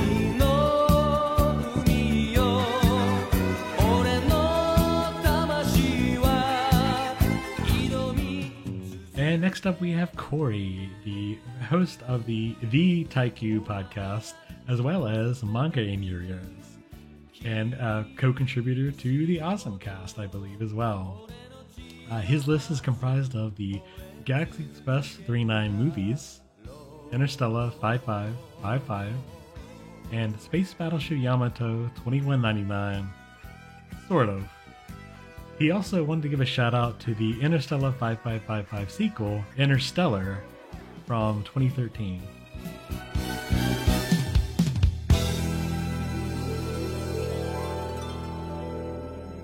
I would like to point out that because I was with my partner when we were doing this, I watched the dub, which is certainly something. Oh, the classic dub. Yeah, the classic dub, which, to be fair, I've come to find that is, like, accurate to what they're saying in Japanese. It's just the acting is, something. But when Bill mentions the song, they have someone singing an English cover of the song, and it is very funny.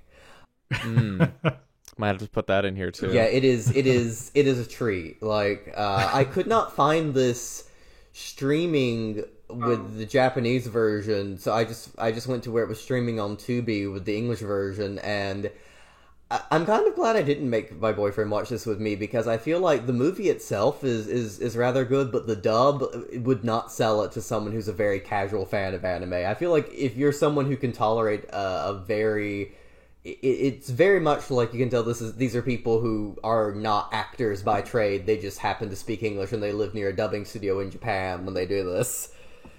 Well, anybody listening to this podcast knows that Austin is a resident dub enjoyer, and even I had a difficult time switching back and forth between the Japanese and the English dub for this one. I could not do it. It did not work for me. The voice that Tochiro has when he first appears, and he's just like, hey, you need to stay alive. It's like, that's not, no. Okay, I know what Kei Tomiyama sounds like, and that's not what I would do to have, like, that's not the voice for a character voiced by Kei Tomiyama.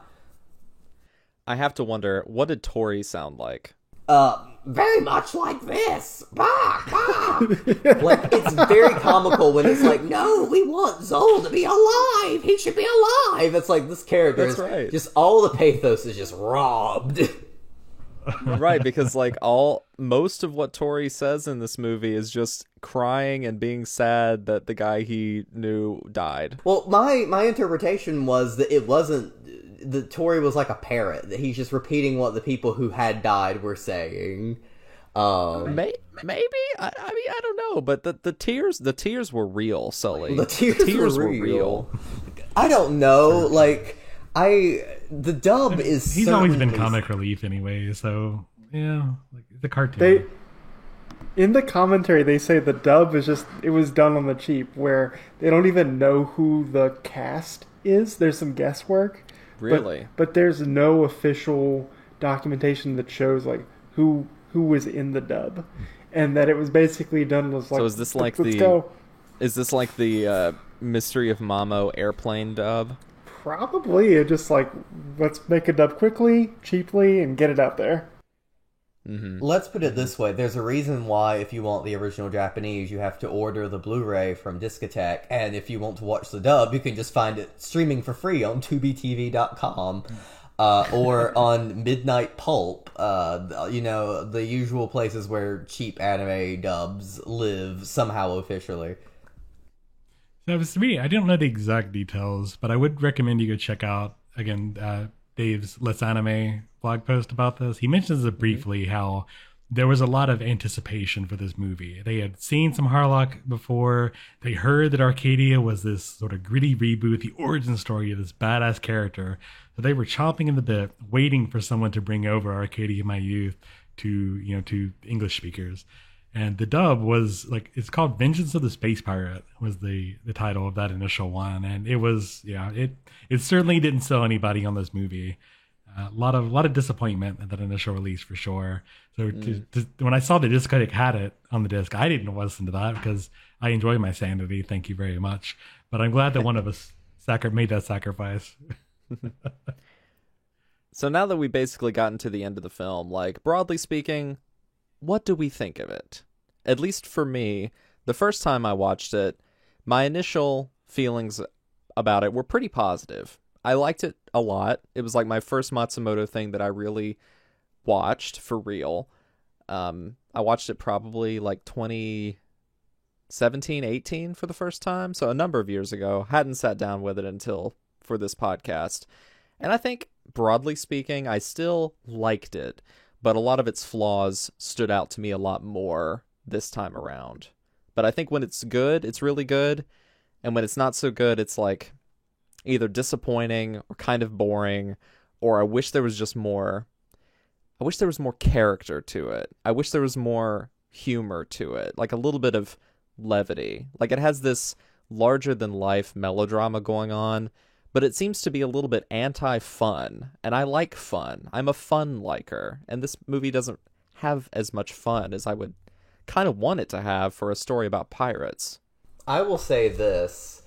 So having watched the dub, and being the only one of us who did, I actually think that puts me in an interesting position because I kind of liked this movie in spite of the dub, and I want to watch the original Japanese now. Like, I agree with Austin that it is very anti-fun, and it does drag in places. Like, regardless of the language you're watching it in, there are scenes that just sort of drag, and what feels like it should be the final act is really not it. But there's something about it that just still is very charming, and I don't know if it's the animation, because the animation, even for a theatrical film of even this vintage, is a little on the cheap side. There's something about it that I think just is kind of grand, that I want to have a more pure experience with it. Like, the fact that I was able to watch the dub, as bad as it is, and get all the way through it, I think is a testament to the strength of the story in some respects. Because I think any other thing, I would have just been like, okay, this is bad, I'm turning it off, I'm not going to even bother like trying to get through the dub. But I think it if I can watch the dub and kind of want to see more, I feel like that says something about it, if that makes any sense. No, totally. Makes sense. Yeah, I think to key off that, for me, I believe it's a lot of just the strength of these icons. I keep coming back to that, but I feel about Captain Harlock the same way that I feel about Superman. They are both larger than life, iconic characters that represent what they represent is a lot more interesting to me than who they actually are in the text. Clark Kent, we know that story. We know Superman's a badass. We know his powers. I find Superman horrendously boring. I have always been bored by Superman. But what is interesting about that character is sort of what he represents as a superhero in general. And that's really what I came away of Arcadia of my youth. The first time I saw this in college, my first actual Harlock experience, I enjoyed it. I thought it was really cool. I thought Harlock is a badass. I like the Arcadia. The spaceship battles were pretty awesome. But the more I see it now, the more like the more movie watching experience I have under my belt, the more general experience I have. It was kind of hard when you look past that, because when you look past the sort of iconic Harlock badassness, when we look past seeing Toshiro as the plucky sidekick character, it kind of bored me. I'm gonna be honest. I hate to say it, but it's pretty I don't really found it that engaging. Like, it could have been. I do feel like it could have been better overall, but I do have to again wrestle with myself comparing it back to Superman, and that this is iconic for a reason. This is before we mentioned Solo earlier. This is before. Okay, this came out right after Star Wars did, but before Star Wars really had its huge, quite as huge of a cultural revolution. At least the original Harlock series did, for sure.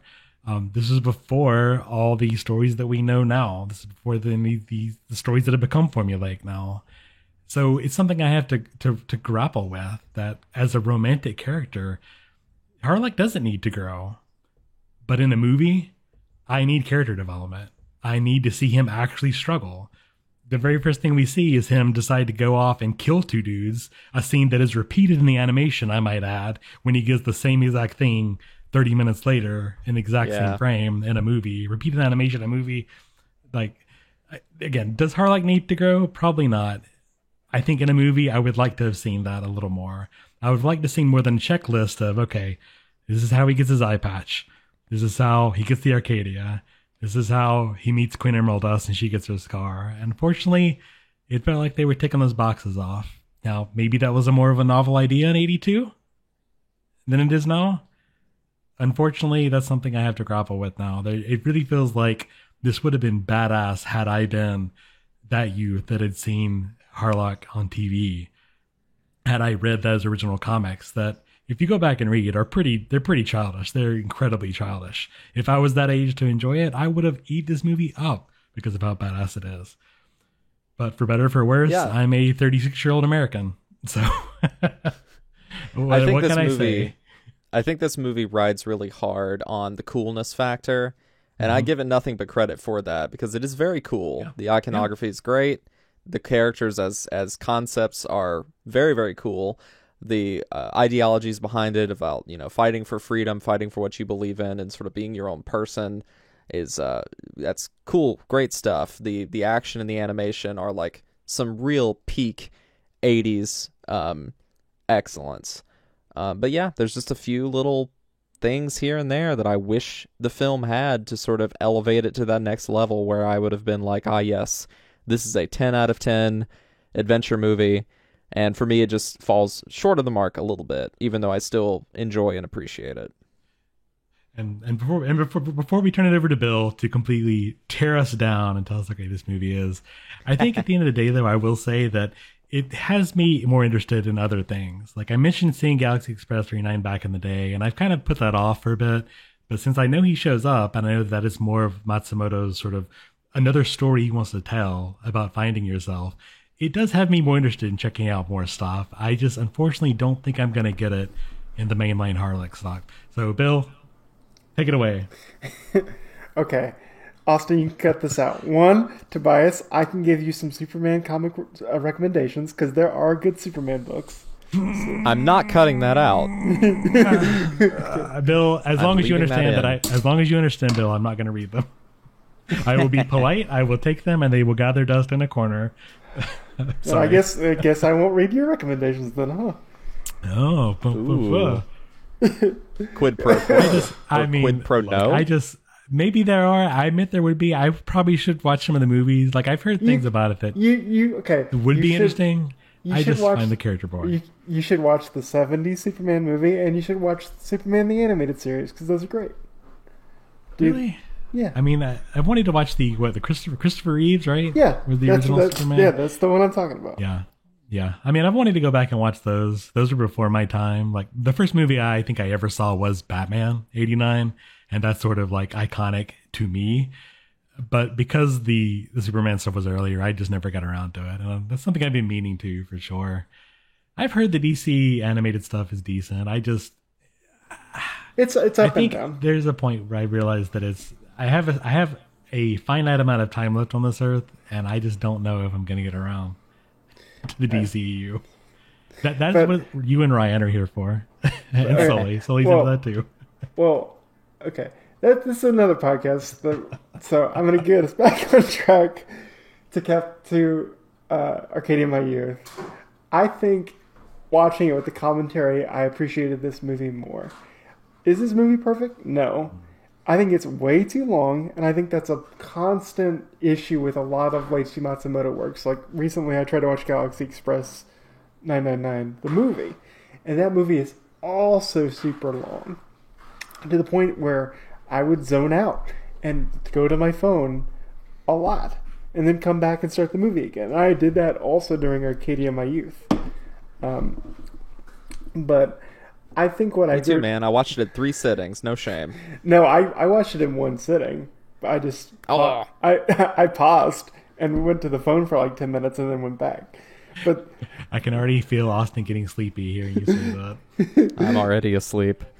But what I appreciate about this movie was, one, I appreciated some of the animation flourishes. I know they reuse some stuff, but this is kind of the tail end of the Toei. We're going to put money into things before they kind of had to go more on the cheap and focus more on their franchises like Dragon Ball, like One Piece, Sailor Moon, whatnot. Where there's some great flourishes here, like the sequence with the fire mountain in space, gorgeous to look at. I love the facial expressions throughout the movie, and just kind of I think I also would argue back is, I would say this movie isn't fun, it's a drama because of all the sadness and moroseness that comes with the plot, and just the characters are always in their perpetual kind of sadness mood. So it's really, you have to go into this movie with a certain sort of, I know what I'm getting, and I know the type of tone it is. But I'm not saying this movie is perfect. I'd give this movie probably like a 7 out of 10. I think it's a good movie, and I think there are some things that are to be admired, but I don't think it's perfect. I think it's way too long, and there's some things that they could have obviously cut, like the World War II flashbacks and the ending overstay their welcome, and probably should have been cut.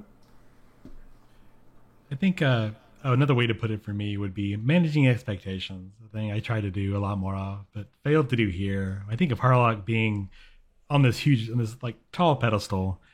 You know, his origin movie's got to be awesome. It's called Arcadia My Youth. That's a badass title. Mm-hmm. Because he didn't quite live up to the expectations I had that I set it on, I think maybe that's why I come away disappointed. I will give it credit where credit's due, but I do feel like maybe, I don't know, I came away a little disappointed because of my high expectations. So what do we all think is the next Matsumoto thing that we are most interested in checking out next? For me, I think, because I also watched Galaxy Express 39, the film, probably about a year or two ago, and I really liked it. I think I overall liked it more than Arcadia My Youth. So I think the next thing I'm going to check out is Adieu Galaxy Express 39. I guess for me, the next thing I'll be checking out is the Yamato manga, because I own it, and I bought it pretty much blind. I kind of do want to give more Harlock a chance, but I mean, even though I feel like I gave a more positive review than you and Tobias, Austin, I still have issues with it. Like, I wasn't sucked into the world as much as I kind of wanted to be. But hearing you guys talk about it, I think I would enjoy Galaxy Express 39, and it's always sounded more surreal and less space opera-y than Harlock, so maybe I would enjoy that. Like, I feel like there has to be something in the Matsumoto verse for me, but I'm just not sure what it is, so maybe it'll take some more digging around. But I didn't hate watching Harlock. I feel like I could have had maybe a better introduction to it than this film. Right. I think for me, I also want to look up or dig into the Galaxy Express 39 series. But honestly, I think I would like to see if there are any fan sub scanlations or whatever of his original manga. He's doing a lot of stuff before even Base Battleship Yamato.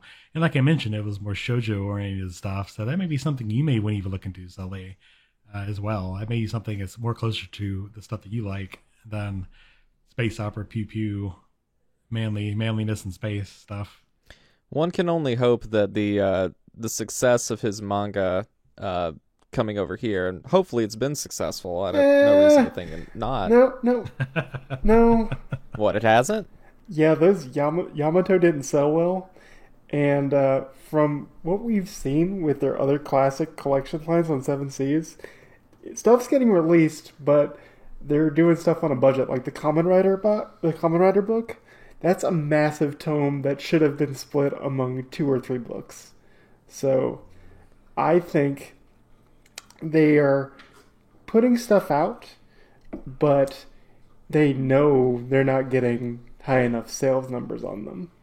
Like, I'm glad Captain Harlock came first, because releasing it in 3 sets makes it more digestible than the Kamen Rider set, which is just an 800-pound gorilla to read. I guess I'll have to force my library to buy it all. I'll say this: when I did the Barnes & Noble sale, I bought Lupin the Third, The Greatest Heists, Devilman Volume 1, the classic hardcover release, and Yamato. And I was told that the Lupin release, that the images were kind of grainy and pixelated, and I was like, I don't know how much I can screw up Lupin, and it's a little true.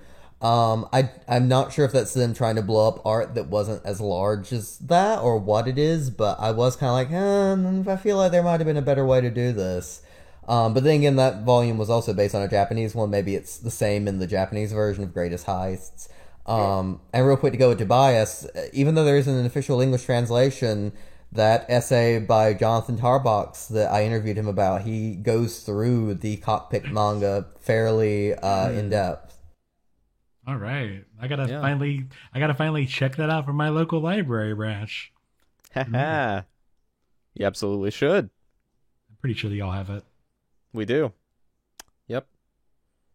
Of course, the book Sully is talking about is Leiji Matsumoto, Essays on the Anime and Manga Legend. Is that the right title?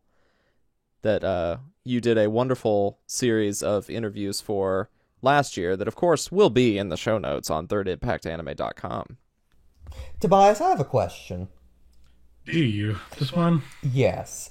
When I saw your Letterboxd review for this film, you say it has a lot of blue milk in it, and I need you to explain that to me as someone who's never seen a single Star Wars. What is the blue milk? What is the blue milk in Harlock? There's a single thing in the first movie. We'll get Bill later. They had blue milk, and it was just a thing. They were drinking blue milk in a scene. But through the new movies, they brought out blue milk. More characters are drinking blue milk constantly. And there's little throwbacks like that. Like they're rummaging through a box full of trash, and it has one particular little robot that was in the first movie. There's just a bunch of checklist references in the new stuff. And that's kind of what it felt like here. That they're just checking things off for the original thing. So blue milk is just a stand-in for, quote, things they feel like they have to reference. It's them, like, needling you. Like, oh, look, we know what you fans want. This is a thing you should know. If you're a real fan, you know how Harlock drinking his blue milk in the bar. Because you're a real fan. That's why Tori had to show up. Yeah, exactly. Like, we're on the space planet. There just happens to be a goofy-ass looking bird. He's the Goofy of the Harlock verse. Well, thank you guys again so much for joining me for this episode.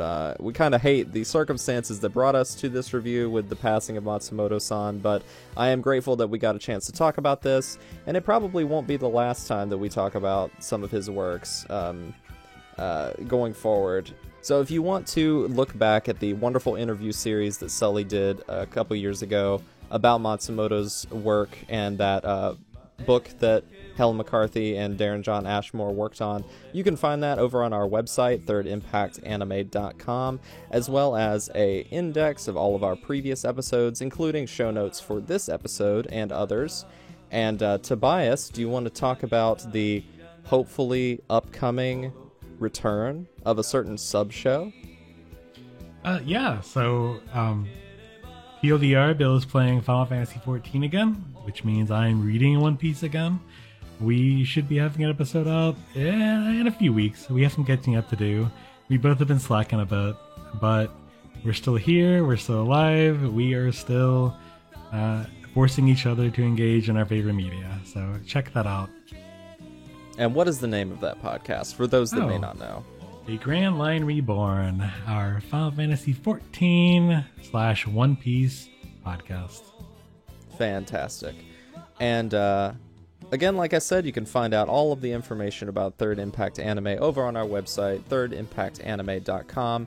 If you'd like to support our podcast financially, you can hit us up on Patreon over at patreon.com/thirdimpactanime, where we have a few humble tiers that you can subscribe to. We've got a $1 tier that's just like a little support thing, and I think a $3 tier and a $5 tier. I haven't looked at it lately. I should probably pay more attention to that.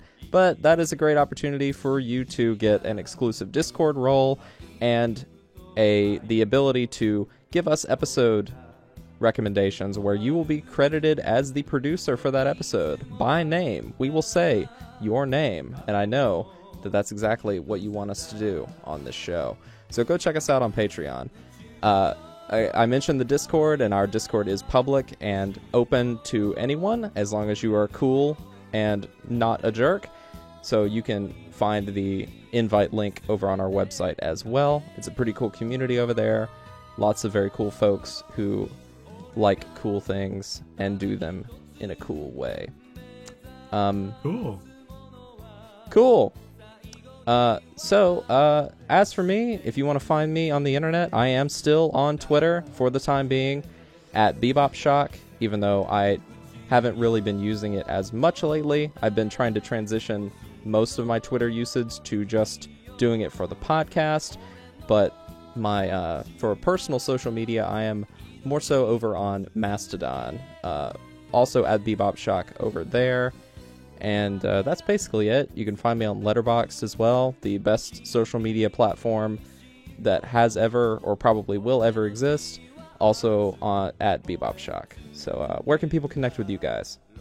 I mean, I don't have a space anymore. I deleted Twitter. I'm done. I guess I have a Mastodon, but I haven't checked in a month.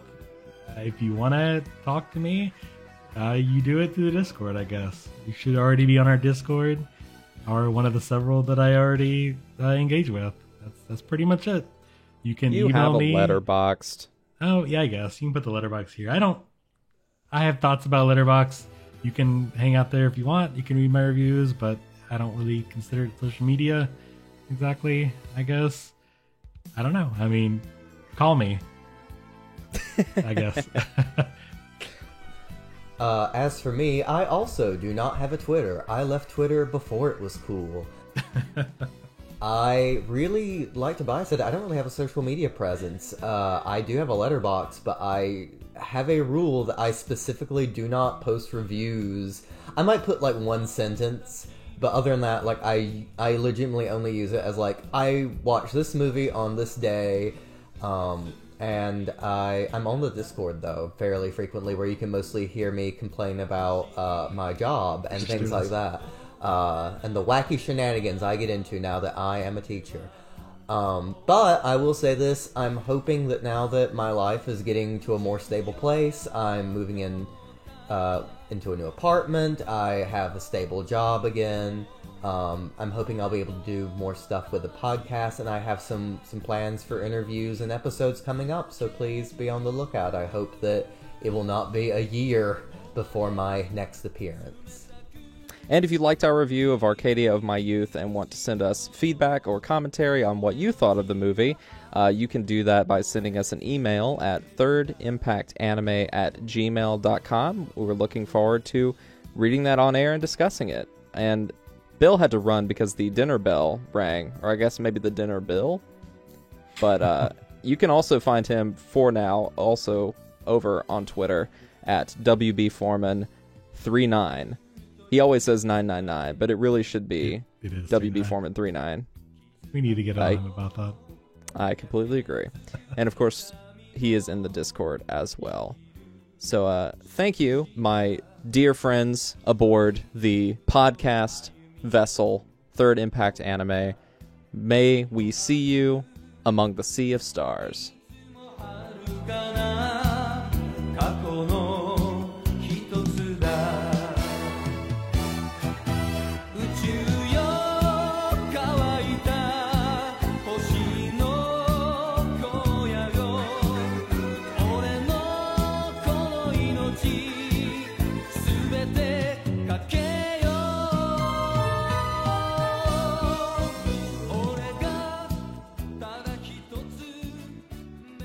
'Ball Blaster McGee.